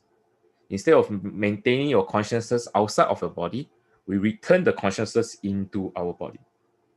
So we move into our body by directing our intention into the center of our brain, by moving it into the center of our chest, by moving it down to the center of your lower dantian. By activating your reproductive organs, the fires comes out and transferring the energy from your reproductive organs into your lower dantian. All the actions that we're doing now is all reversing. Instead of sending the energy out, we are sending the energy in, all the way go back into our energy cube, storing it, accumulating energy. So an hour or even a short 15 minutes of meditation is a 15 minutes of charging. Put it in a very layman term. Your mobile phone has a lot of function, but you only can run up to a certain hours before the battery run flat. So your body has a lot of functions, but when you deplete your battery, you are very inactive. You're running on low bat, and that's why you need to have a rest. You need to go to sleep, and when you're sleeping, you are charging your body. So in meditation, it helps because your charging is even faster, and the energy that you receive through meditation is higher quality compared to sleep. That's why we are able to have 1 hour meditation equal to 4 hours of sleep. This is the quality of energy that is you're accumulating far surpass that of a sleep. And if you're having just normal meditation at home, you have such a benefit.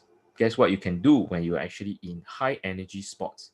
Like the picture that I shown you, we actually went to Mount Robson. It's about 2,000 to 3,000 meters above sea level. It's very high in the mountains, deep into the woods. It's very strong energy field from the nature. And imagine during meditation in that energy field, it's like soaking yourself in a sea of high quality energy. And you open up all the channels in your body, your upper, middle, lower body, all the channels is opening up, and immerse yourself in that kind of pure energy. And it's just entering into your body like a sponge that soak everything into itself, absorbing into his body and hold it inside the body and transfer the energy into light energy into your body. So Newton's law of physics, energy is neither created nor destroyed. It's just transformed from one form to another. So energy is all around us. Okay. So when we have the energy all accumulate, some of the student requests for that photo. Okay, so we can look at this photo. Yes, I think one of you are referring to this. So you imagine you are inside this energy field. We travel all the way there from some student from all over the world, from Southeast Asia, from Europe, and we travel all the way down to Canada to practice. So this itself is a very precious photo. And this is very high quality of energy that we are meditating in. We went to ask my teacher, Master Chang, and said that one day you spend 1 day in this energy field, in this high energy field in Canada, is more than you spend 10 years in Singapore. This is how impactful it can be. The quality of energy here is superb. It's really very, very high. Singapore relatively is just a flat land, like 0 meters above sea levels. We don't really have big mountains and deep forests. The highest mountain, the hill that we have is the Bukit Timah Hill. It's only 160 meters above sea level, and that's very low. There's a Cameron Highland in Malaysia, and that's about 2,000 meters above sea level. That is also a very strong energy spot in the Cameron Highlands. In Taiwan, we have the Jade Mountain, that's 4,000 meters above sea levels. And we have been to many parts of the world, including Japan, Mount Fuji. We have been to the pyramid in Egypt, Giza. We have been to the European French Alps. We have been to Greece. We have been to the mountains of Olympus. We have been to Russia, Mount Ura. Yeah. So we have a lot of energy sports that we have been to.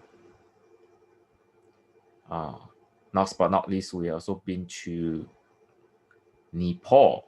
Yes, we went to Nepal. More of this can be shared in our other lessons when we talk about the 9 major meridians of Earth. So we have chance, we will share that with you. We have earlier done videos, lessons on the 9 dragon meridians of the Earth. I've conducted in English, and we may refer to you to the videos. It's actually in public, so you can refer to those videos. Okay. Because of time constraints, I will not delve more into this, but more of understanding the practice itself of meditation. Okay.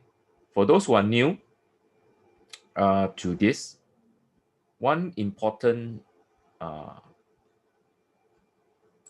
tip, okay, one simple tip of learning meditation is we cannot be too logical.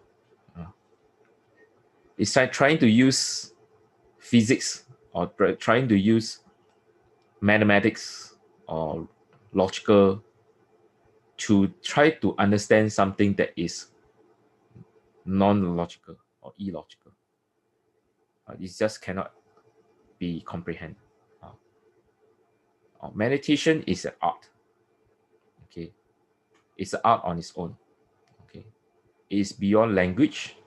It is beyond logic. Okay, logic in this case is actually an obstacle because it is created by the mind. Like, this doesn't make sense. This doesn't make sense. This is illogical. What do you mean there's an energy cube here? What do you mean that there is the energy from heaven and earth? What are you talking about? It's so illogical. So this is you have to observe that kind of reaction. Okay, I myself is a study in engineering. My major is mechanical engineering as my bachelor degree. All my years of study, I study logic, I study science, study physics. And when it comes to problem solving, I all have to be very, very precise. This is what steps, this what kind of mind mapping, and you have to explain to me what is the steps taken, ABC, 1, 2, 3, point A to point B. Everything has to be very logical and precise. That's engineering. Because we build bridges, we build buildings, we build machines, everything is precise. But it's exactly when I actually learned meditation from Master Zhang, it also become my biggest obstacle. Because this is how teacher teach me. There is no notes. There is no pictures. There is no PPT. It's just his words. And words off, I don't really understand most of his his instruction. Because I try to understand first before I do. And that's become my biggest obstacle. Because I can't understand, so I don't know what to do. Because the mind comes before the action. And this is actually one of the biggest obstacles in most of the practitioner of meditation. Because meditation is to get the mind out of the way. It is to pause the mind from thinking. It is to stop the mind from action. Like going to sleep. When you go to sleep, do you still let your brain, do your mind still works? No.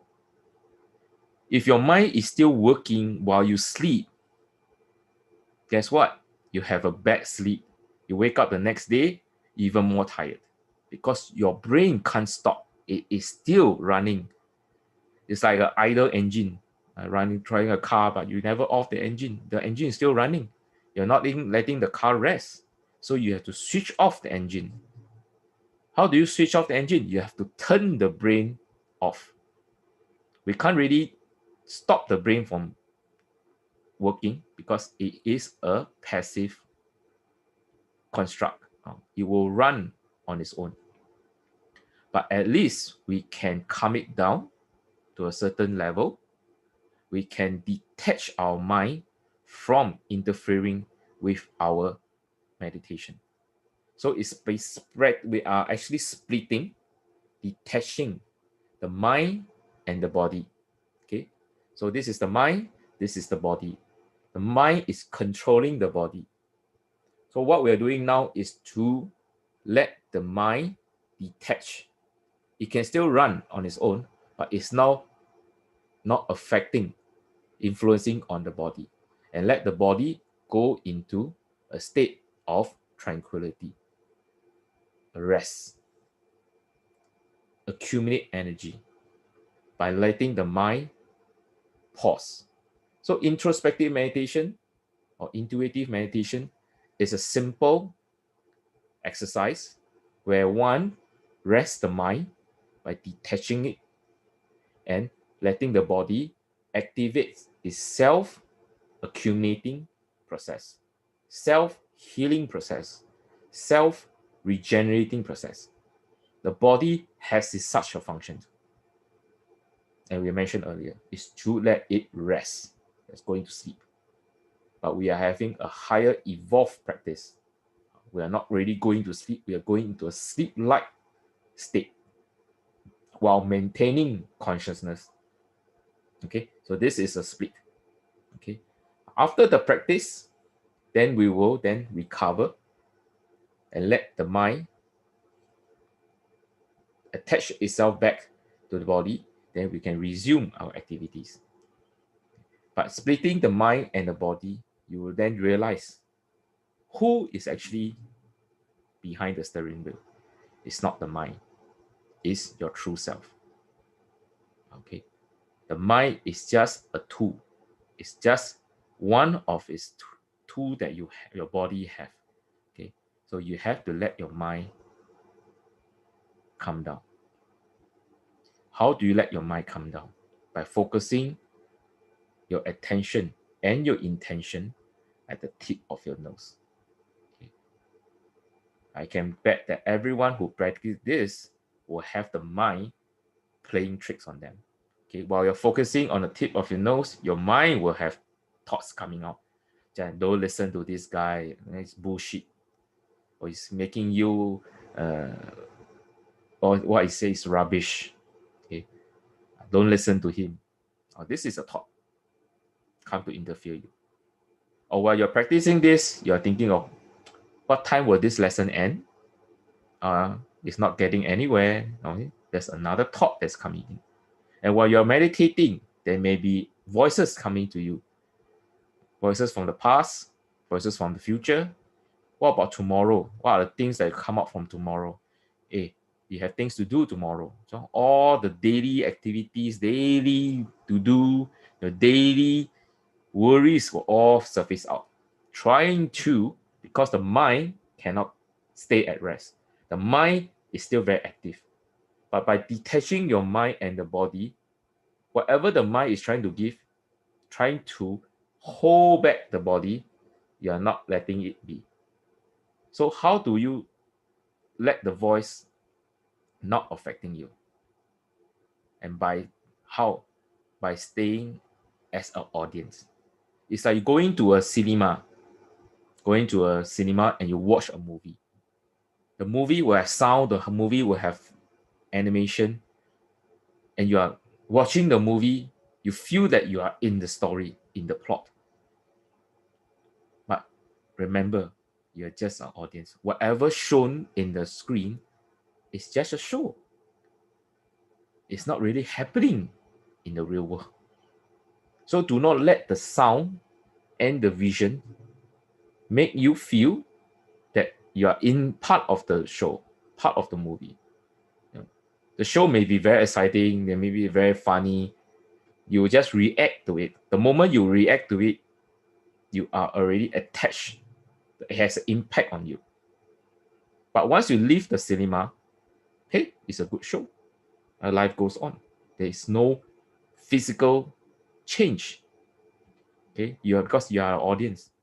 Now you're not the actor or the actress inside that movie. So when you're meditating, your mind will continue to push out thoughts. So you just become an audience, but not being affected by it. Okay? You're not the actor or the actress inside the show.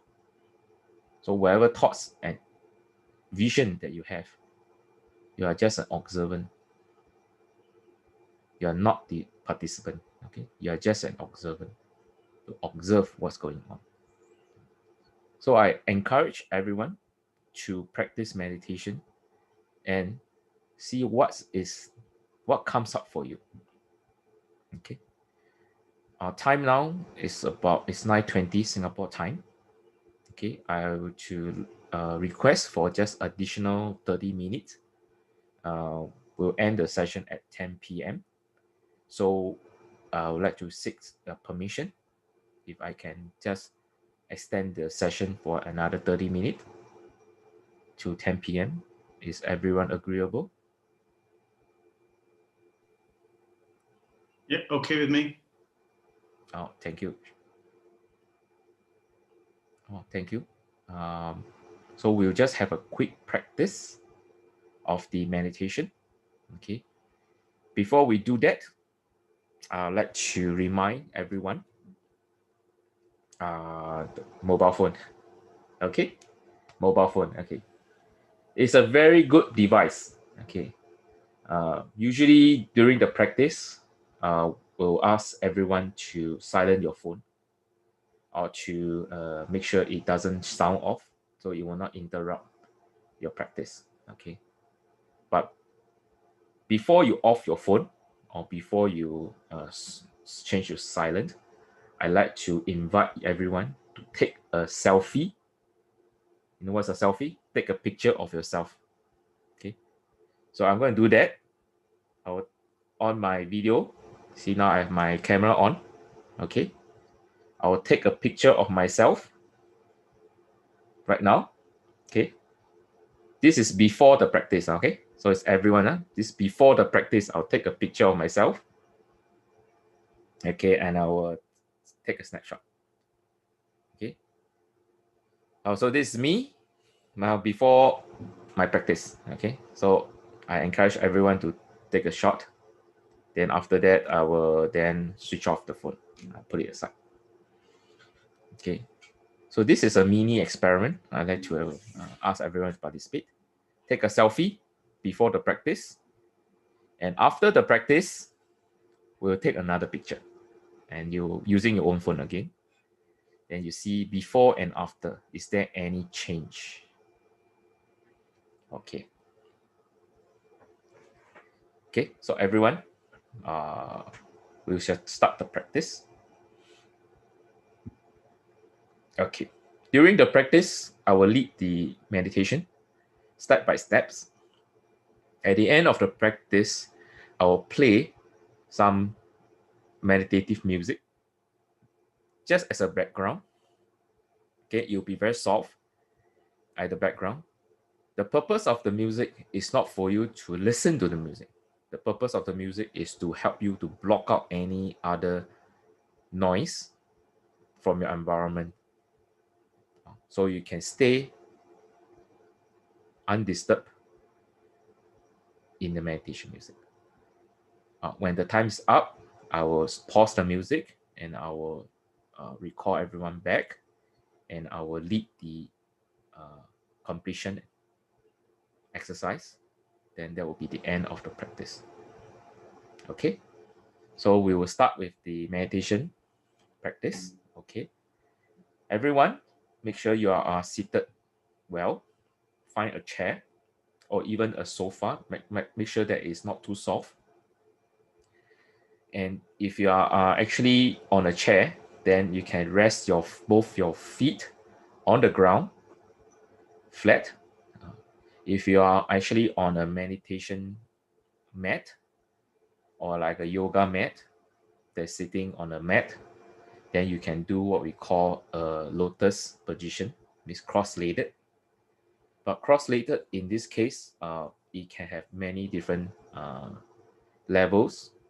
It can be simple cross leg, it can be a single lotus or double lotus position, but which as more advanced you get, you can actually go into this kind of position.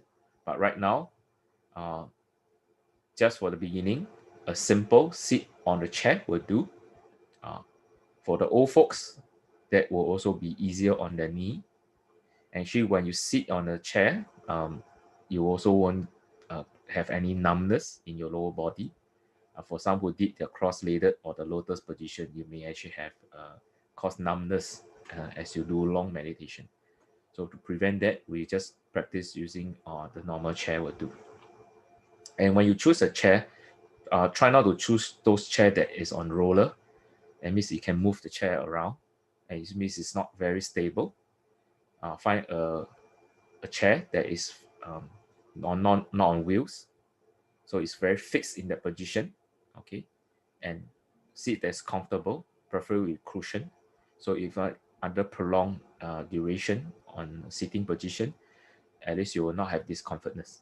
Okay, so this simple, find a good chair that is comfortable and stood fast. Okay, it's very steady and stable will do.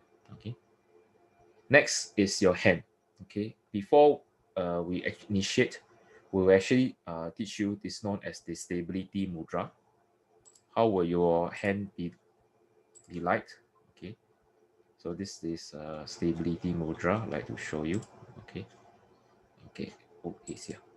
Okay, how you position this? Okay, it's actually, this is a male version. Okay, I will just demonstrate. So for men, okay, you can raise up your left hand because this is in Zoom, so you will see my right.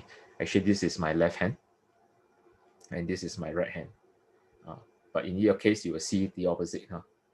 So I will identify this is my left hand, and this is my right hand. Okay, so my left hand for men, this is for men. My left hand will be placed above my right hand. Okay, in this position. So what I'm going to do is I'm going to use the middle finger of my left hand, place it at the Lao Gong, in the middle of my palm of my right hand, and then I will rest my fingers like this. Okay, so my fingers is actually relaxed, it's not clamped together, because by doing so, I'm actually crunching my fist. So this is actually very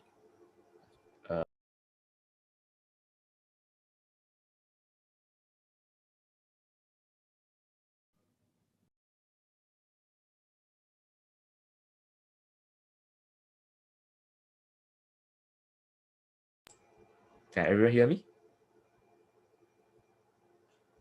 Okay. Okay. So this is your fingers. Okay. This is my left hand. I repeat, this is my left hand.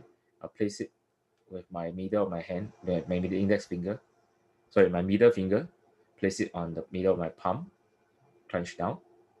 So I can see my middle finger over my right hand. Okay. There's a gap. It's not closed, it's open up. And I'll place the two thumb together like this. Okay, so this is a very important position. I'll just stand up. Okay, so this is what we known as the stability mudra. Stability mudra. So I'll place this right in front of my navel, my lower, my belly buttons. Okay, place it below.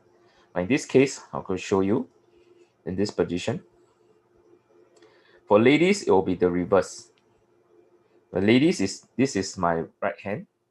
I'll place the index finger, sorry, my middle finger on my left hand, and then I'll close it up.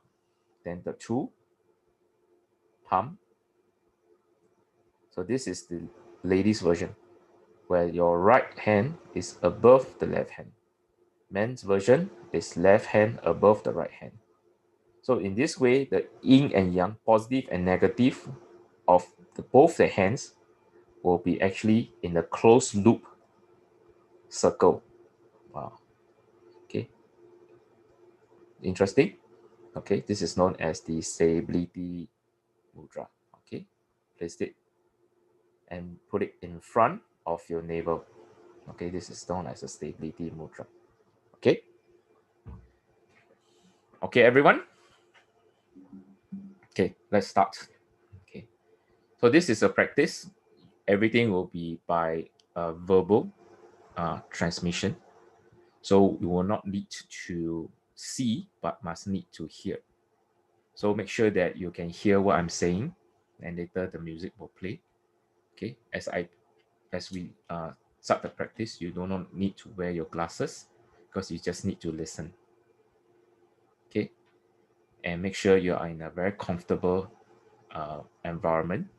Okay, you can loosen your clothes. Make sure you're not seated in very uncomfortable. If you wear a belt, you can release the buckle so that there's no feel too stressful around your waist area.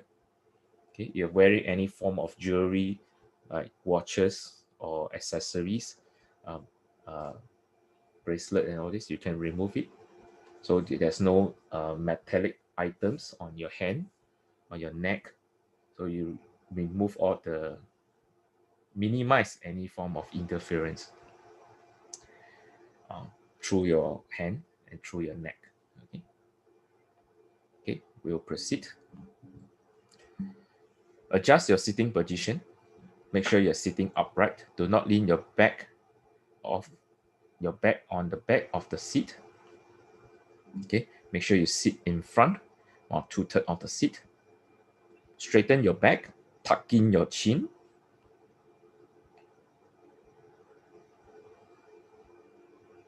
Tuck in your chin is very important. Relax your shoulder. Curl your tongue. Rest it behind the front teeth. You can produce the word er. Then find the location and then rest your tongue. Curl up behind the front teeth. At the start of the practice, just place both your palms on your knee. Do not need to invoke the stability mudra. Close your eyes. Relax your breathing. Relax your mind. Breathe normally. Move your consciousness, move your intention inside your body. Let your mind rest. Listen inward. Bring your consciousness back into your body. Relax your mind. Relax your breathing. Relax your shoulder. Relax your neck. Relax your upper body. Relax your lower body. Relax both your arms. Relax both your legs. Relax your entire body. Relax your entire body. We'll initiate a vibration by pronouncing the word Song, S-O-N-G, Song. It will use the vibration from the word. The word Song means relax in Mandarin. It's also the meaning of the word, to relax. Use the voice, use the sound to resonate across your entire body from crown to the ball of your feet. Let's vibrate across your body. Relax your entire body. Song.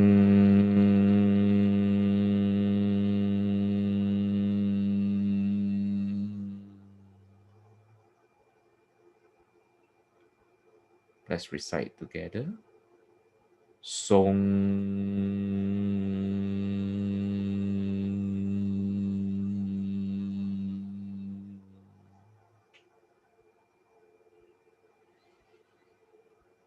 Relax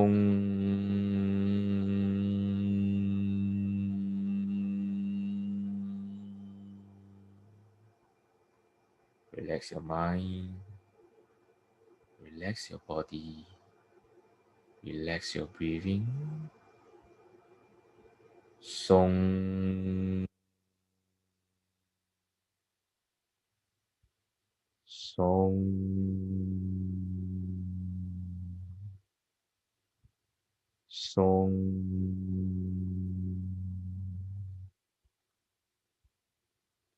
With your mind relaxed, with your body relaxed, place both your palms together.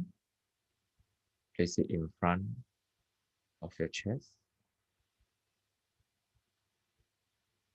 I'd like to invite everyone to practice together. We may give our sincere appreciation and gratitude to Father Heaven, to Mother Earth, to the Father and Mother of all creation, to all sentient beings who have one way or another help us in our path of evolution. A simple gratitude of kindness. We give thanks to our parents who give life to us. We give thanks to our teachers who have guided us, mentor us, teaches us the meaning of life. We give thanks to our friends, our peers, for their companionship.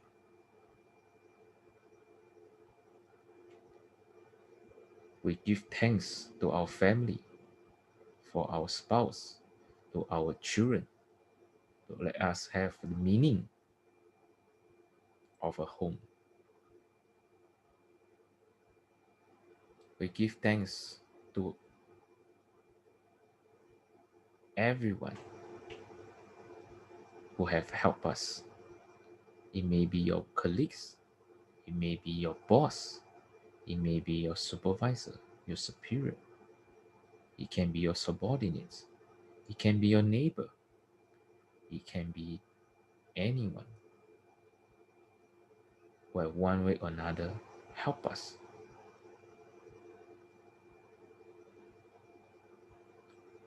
We have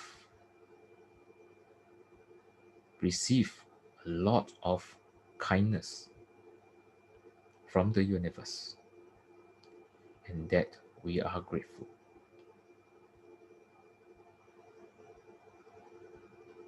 There is always the higher, superior beings that is watching over us. The Dharma protectors, the guardian angels, that is always guiding us, protecting us. And for all those who have helped us and is still helping us, I appreciate your kindness. There'll be a simple bow 3 times to acknowledge them, at the same time to ask for their help in our practice. Now lower down both your hands to form the stability mudra. Adjust yourself. For men, your left hand above your right hand. For ladies, your right hand above the left hand. Close the 2 thumbs, form a circle. Place it just in front of your navel, your belly buttons.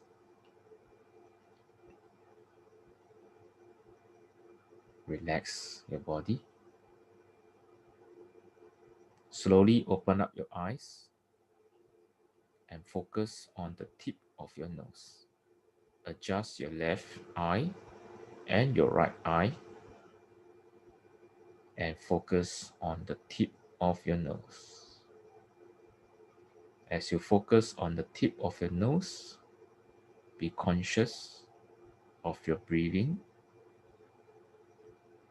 As you breathe in, hold, breathe out, maintain your focus on the tip of your nose. As you focus on the tip of your nose, place your attention, place your intention, place your consciousness on the tip of your nose. Do not let your mind wander off. Do not let your mind interfere. Maintain your focus on the tip of your nose. Maintain your intention at the tip of your nose. Maintain your consciousness at the tip of your nose. As you continue to focus on the tip of your nose, you will feel sensation gathering, some sensation, tickling sensation around your face. It can be around your tip of your nose. It can be just above the forehead, even in front of your brow. Continue to focus on the tip of your nose. Breathe in, pause, breathe out. Slow and steady breathing. Maintain your focus on the tip of your nose until you find a sensation around your brow, very obvious sensation around your brow. Then you slowly close your eyes. Observe on the tip of your nose one ball of light. As it travels in, two rays of light enters through underneath your eye and you reach into the center of your brain, into the Nirvana Palace.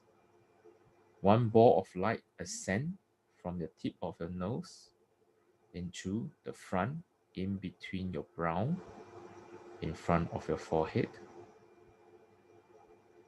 Observe this ball of light in front of your brow, in front the center of your brow. Observe this ball of light. For beginner, you may not see the light, but some of you can feel the presence of a light. Whatever sensation that you have is just a process. Do not be attached to what can see or couldn't see. Either way is there. As an audience, we observe. Very good. With the ball of light in front of your brow, listen inward. Move your hearing, left and right ear, listening into the center of your brain. Turn your left and right eye, look inward. Just turn in. Move your intention to the center of your brain. Observe the ball of light in front of your brow. Now move in as it enters into your forehead, in between your brow, comes to position 2. And it continues to move in, to move into position 3. And now we move in to position 4, the center of your brain, also known as the Nirvana Palace. Now your intention is at the Nirvana Palace. Your ears are listening inward. Your eyes are looking inwards. Your intention is at the center of your brain, at the Nirvana Palace. Continue to move this ball of light backwards from the center of your brain. Continue back until the back of your brain, as it hits the mirror, you automatically deflect it like a spear, shooting straight into the pineal gland. As the light ball of light enters into the pineal gland illuminates graciously, releasing its clarity. Let your pineal gland illuminate graciously. Recollect the light back into the center of your brain. This ball of light now at the center of your brain move forward to position 3, forward to position 2, and then re-emerge out in front of your brow. Observe this ball of light. It is round, spherical, like the full moon. It's round, it's white, it's glowing, it's radiating, yet it's moving to the eyes. Very calm, tranquil ball of light, like the full moon, hovering in front of your brow. Let's do it again. Both your ears listen inwards into the center of your brain. Both your eyes turn in and focus crisscross at the center of your brain. The ball of light in front of your brow now move in between your brain, left and right brain, to position 2, move in to position 3, and then move in to the center of your brain. Continue backwards until you hit the back of the brain, the mirror. As you deflect it down, form into a spark of light, go straight into your pineal gland. As it enters the pineal gland, your pineal gland illuminate graciously like a firework, explode of bursting of light, like a fireworks, illuminating graciously. Recollect the light back into the center of your brain and move it to position 3, position 2, forward, and then re-emerge out to the center in front of your brow.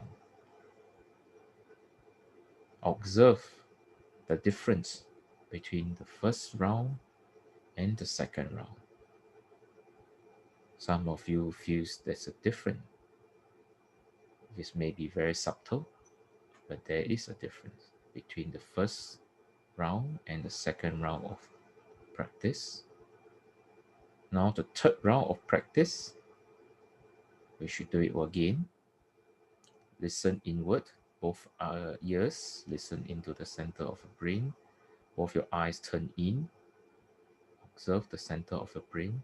The ball of light in front of your brow now move in into position 2, in between your left and right brain, into position 3,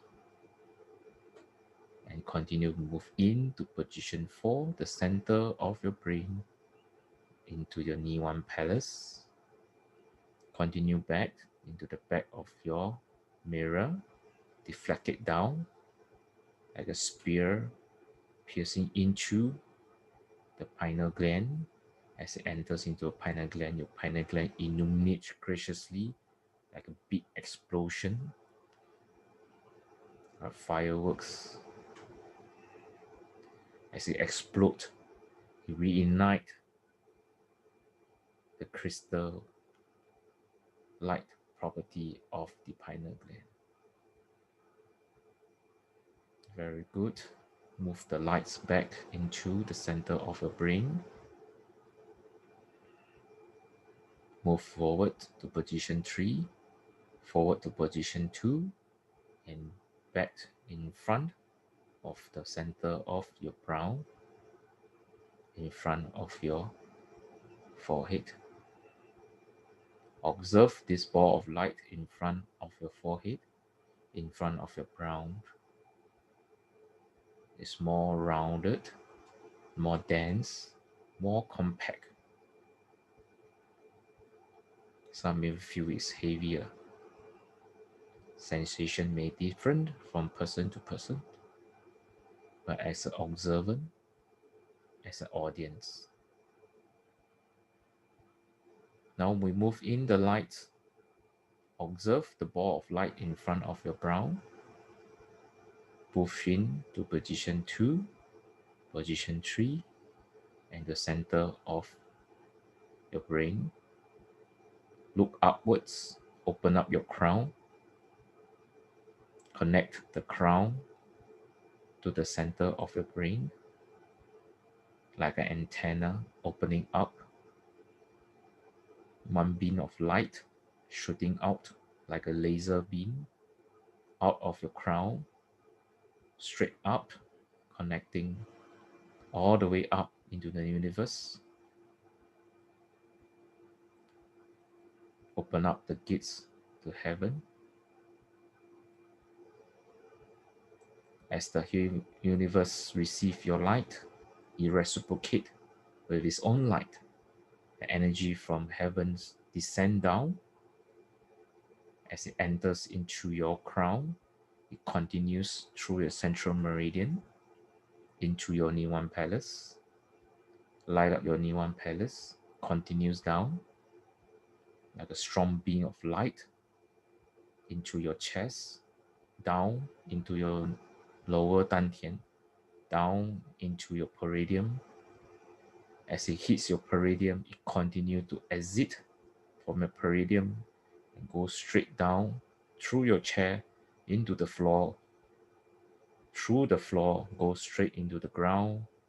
Through the ground, go straight into the soil, all the way down to the center of the earth. The gates to earth is opened.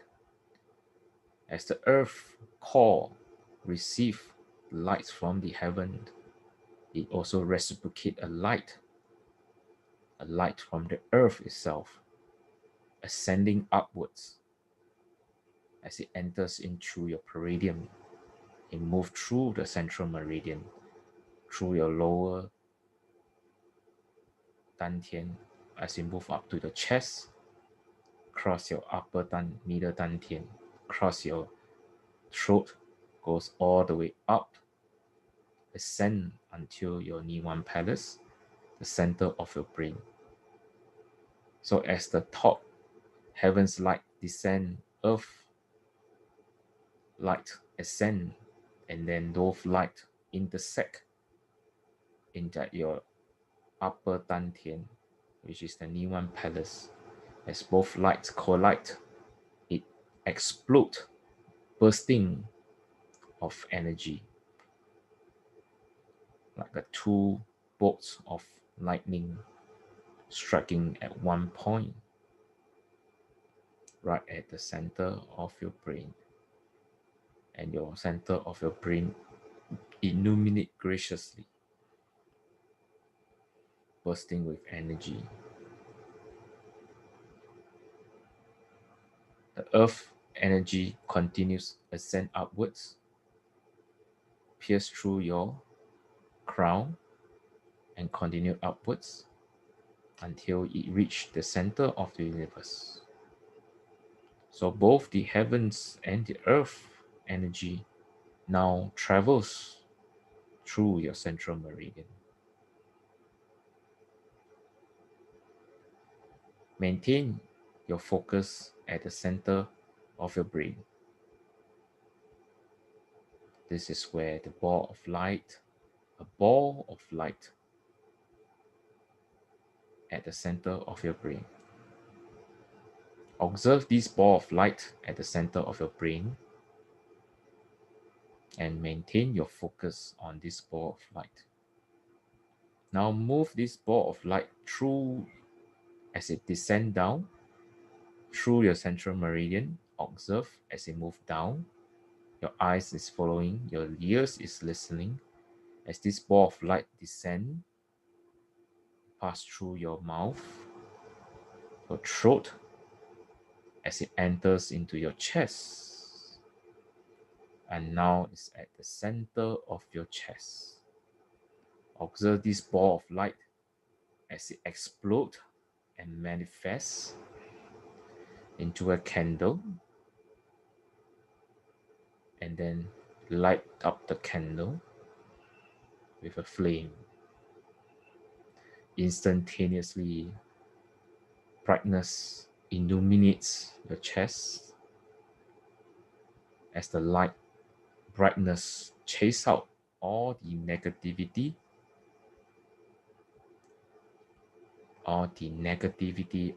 sickness, grievances, anger, sadness, anxiety,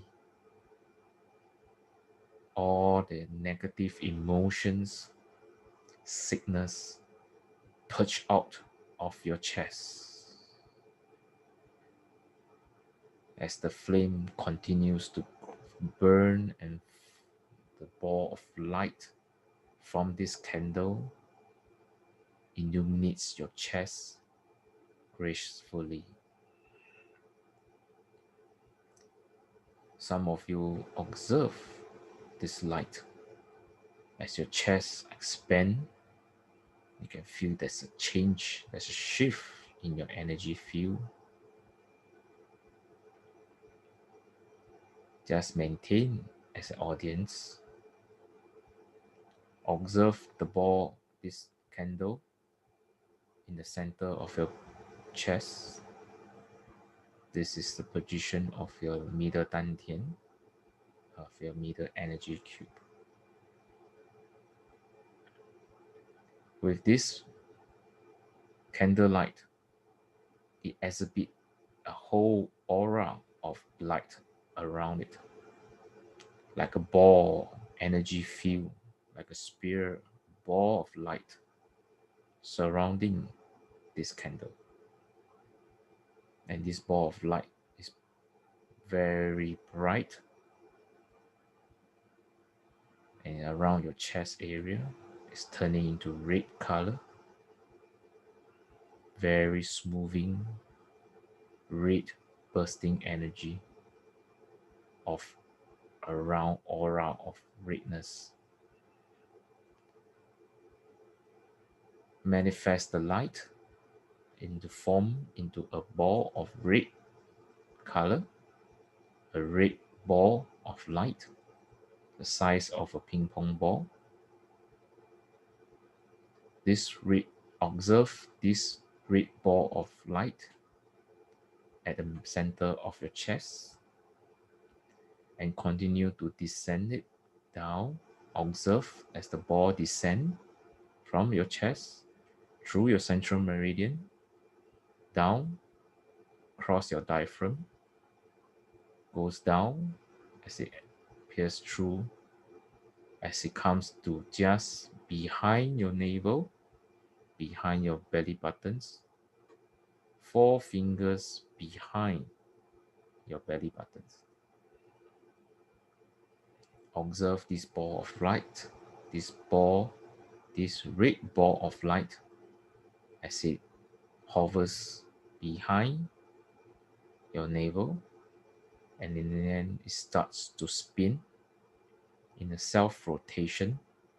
The ball starts to spin in a left front, right back, left front, right back, right front, right back, spinning in a clockwise direction.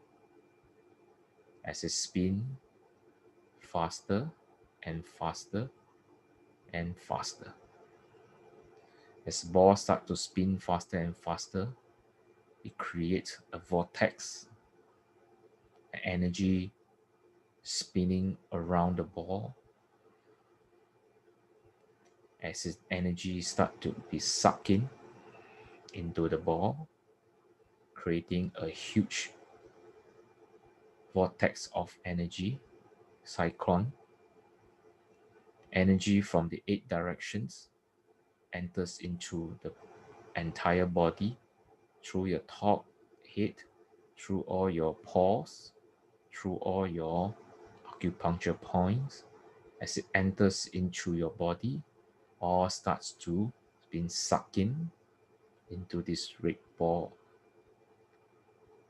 As it accumulates energy, the balls spin even faster, more energetic.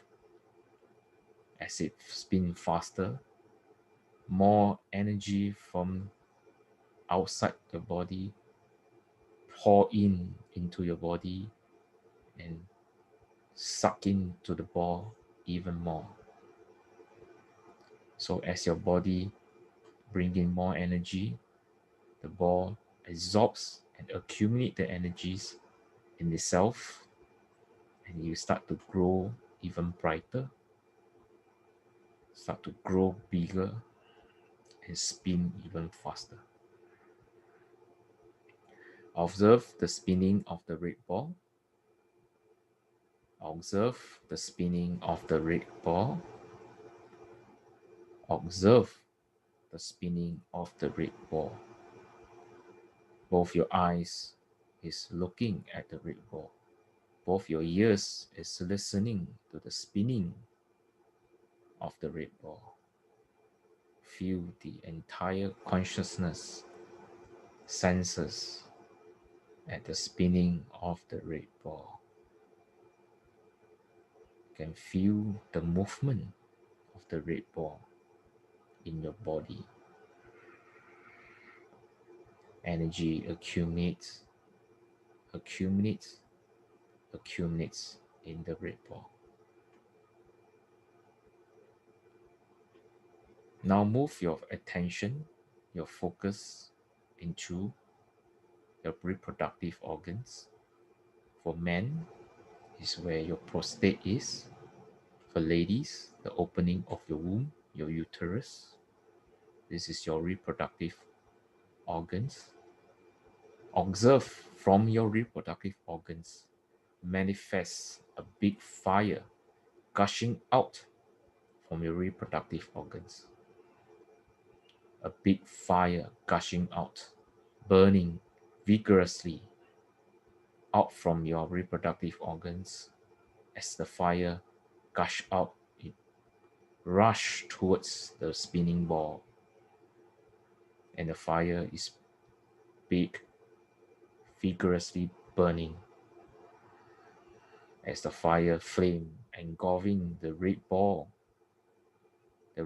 continue to spin and absorb fire into the ball itself. And with the ball spinning even faster, it crosses a cyclonic movement, like a cyclone wind of the spinning, and the wind induced the fire to burn even more vigorously, letting the fire getting stronger and stronger as it engulfed the red balls, and the red ball continued to spin and absorb the fire in itself. Observe the spinning of the red ball. Observe the spinning of the red ball. Place all your consciousness on the red ball, into the red ball, into the center of the red ball. As the red ball continues to spin, your entire beingness is in the ball. Your body starts to feel lighter.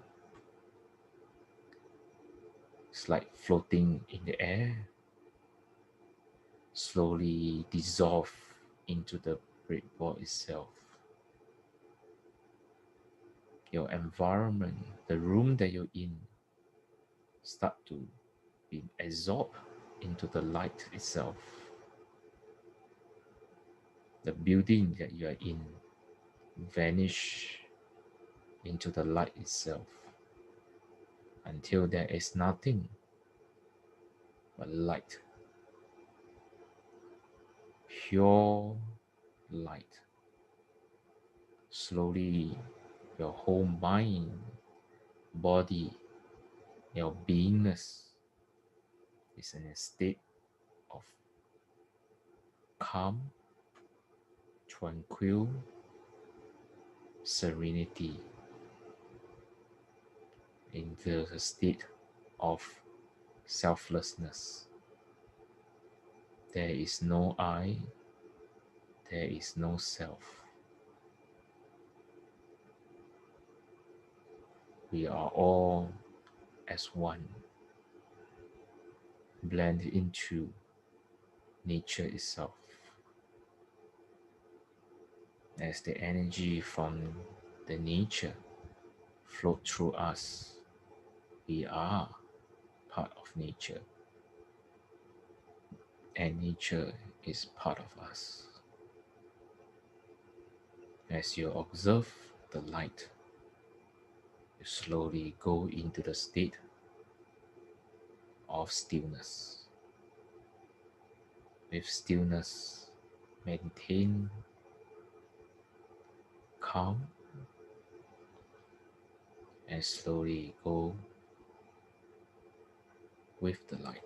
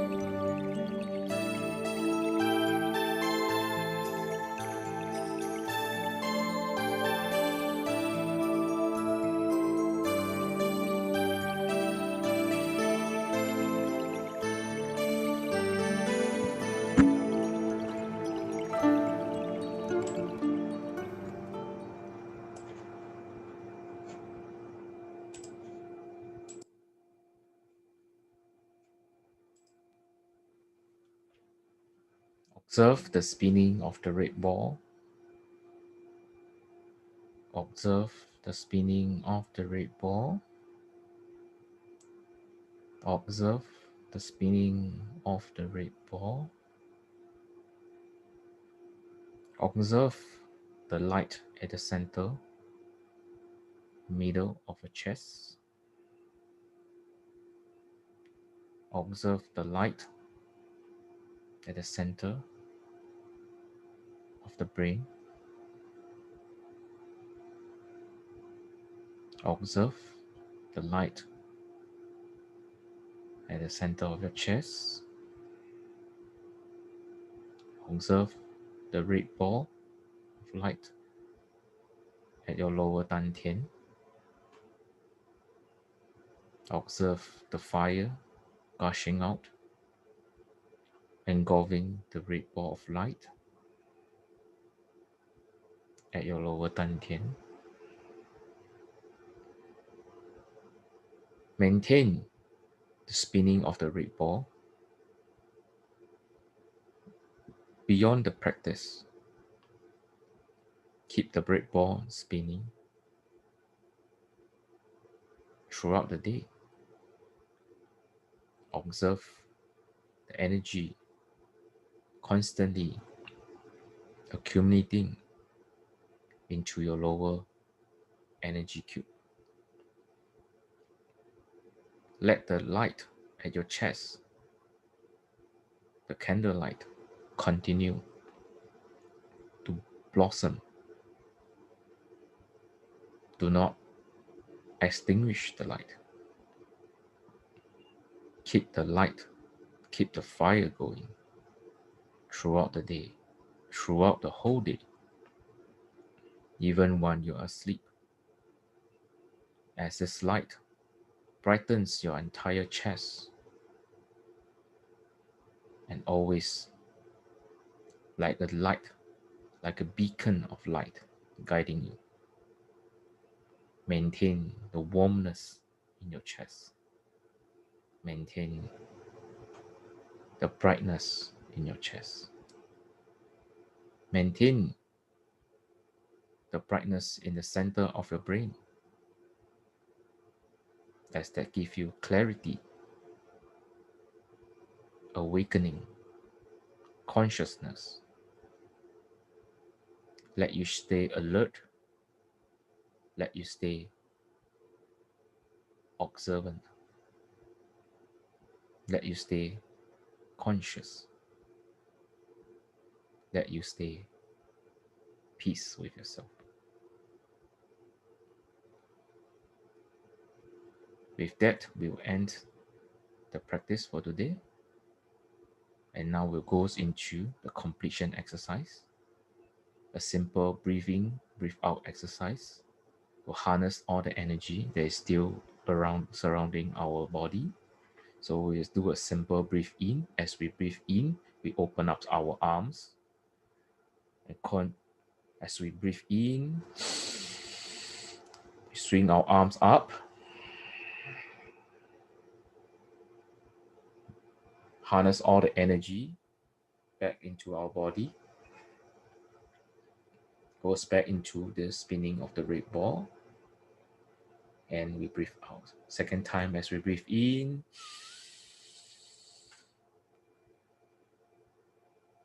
Absorb all the energy that's still outside our body. Goes right in to our lower dantian. And relax, breathe out. Third time, breathe in. Channeling all the energy back into our lower dantian, into the red ball. And slowly breathe out. Warm up our hands. Rub our hands until it's warm. And use our warm hands. Wash our face from top down. 1, 2, 3, 4, 5, 6, 7. Use your fingers to comb your hair from front back. 1, 2, 3, 4, 5, 6, 7. Use your hand, your palm, to rub against your ears. 1, 2, 3, 4, 5, 6, 7. Now use your palm, your right palm, rub against your T1 vertebrae, your T1 joint. This is the protruding bone of your spine around your neck area. Rub it 7 times. Change hand. Rub your T1 vertebrae. 2, 5, 6, 7. Okay. Then use your fist. This is what is known as the empty fist. The back of your hand. Place it behind your back where your kidneys are. Place it right behind your kidney and rub against. Use the back of your hand to rub on your kidney 21 times. 7, 8, 9, 10, 11, 12, 13, 14, 15, 16, 17, 18, 19, 20, 21. Open up your palms, flip it around, move along your waist, and then cover up your navel with both your palms, crisscross. Cover up your navel. Observe the spinning of the red ball. Inward observe the spinning of the red ball, and observe the red ball bursting, explode in brightness. As they explode in brightness, open up your eyes wide and recover from your practice. Okay. So that marks the end of the meditation practice. It's a very short one. I hope everyone has benefit from this simple practice. Okay. You may take up your phone and take a picture of yourself. I'm not doing now. And I'll be taking another selfie shot of myself.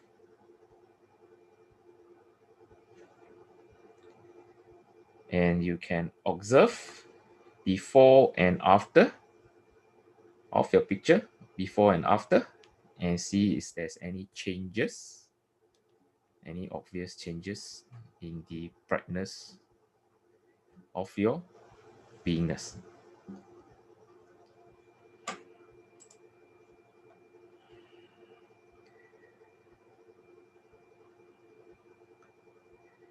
Okay.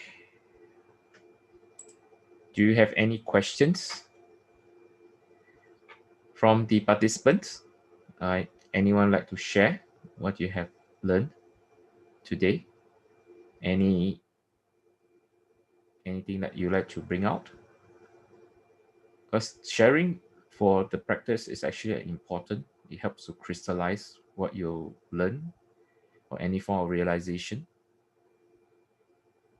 of what you have learned today about yourself, about the practice, about what's going on, even any form of sensation that you may have observed. I'll encourage any one of you to share. This is also helps others who are also learning together with you and may act as a form of sharing that can benefit them as well. Anyone would like to share?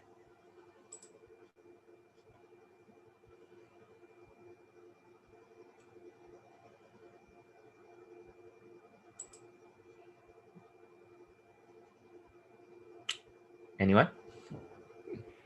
Neil, would you like to get the ball rolling?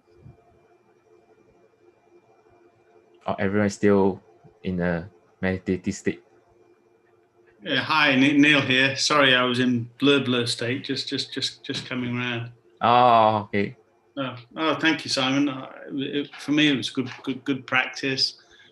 I managed to relax, follow your instruction, follow your voice, very soothing. nice to be in English for once. Real class. Yeah, I blurred out. I could see the light coming in and everything. Very settled, very charged up, feeling quite good. I will sleep very good tonight. Oh, thank you. Thank you, Neil. Okay. It has been a long wait for you. I apologize. No, it's But okay. this is exactly why we started the English class, because of Neil. And I must thank him because of his presence, and this actually gives us a very strong testimonial that this practice can be done in all language, not just English, but in all language. And we have a community of people who require such practice in the English media. And it has been a long while we're trying to put the class together, because everything was taught in Mandarin by my teacher, Master Chang. And in order to teach that in English, we really requires a very deep understanding of the concept and also the entire practice itself. So it's not just about translating what is said by my master in the practice. It's also to bring out the meaning behind the practice. So if we just go by simple translation, word by word, people may not get the essence of the teaching itself. And that's the whole point. So a translation is to bring out the core, the essence of the teaching.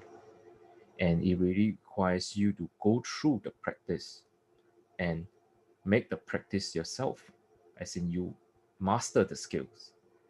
And when you master the skills you yourself as the testimonial of your practice, and when you teach, or at least you share your teaching, what you learn to another person is from your own experience. It's not what you heard of, but what you actually went through. And what you went through is very personal, and hence it is your own testimonial. And this itself is a very powerful communication when you share that with another person. From the comment section, we can feel from other people who shared, and some of you actually feel warmer. You feel warmer as you practice. This is actually a sign, a very positive proof and sign that your energy is accumulating, because energy are flowing into your body through the spinning of the red ball. Is accumulating. The spinning of the red ball is a very important aspect of the training, because when the ball is spinning, it's creating an energy vortex, and this energy vortex is like drawing all the energy to itself. How you observe a spinning whirlpool, we call it a whirlpool, a water all gushing into a whirlpool, everything is pulled to the center. So when the entire beingness is resting at the spinning of the red ball, the energy is all pouring into one singular point, and that's into the center of the spinning of the red ball. And then once the energy is accumulating, and your internal body producing the heat from the fire, is all accumulating into the red ball. Energy is then charging in, and you feel warmer from your lower body all the way up to your chest, even up to your upper body. So this is actually a good indication of the practice is helping you. Some of you may feel warm, and hence even may go into sweating, that you may body start to sweat.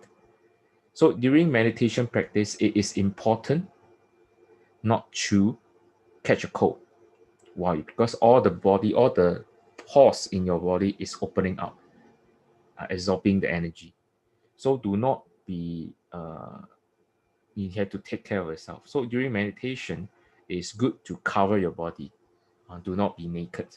At least cover up the upper body, you can wear a jacket or a shawl, cover up at least up to your long sleeve, get up to your wrist. For your pants, it's good to cover all the way down, cover up your ankle, cover your knee. Do not be wearing shorts because you're exposing a lot part of your joints. And if you are in a wet condition, maybe in the winter time, this is definitely going to hurt yourself. So you have to cover up yourself, and hence you feel the warmness that's been kept within the body and stored inside your body. And if you're in a very humid country like Singapore, and the weather is getting cold right now, and it's a lot of rain, then you also do not want all this humidity to enter your body.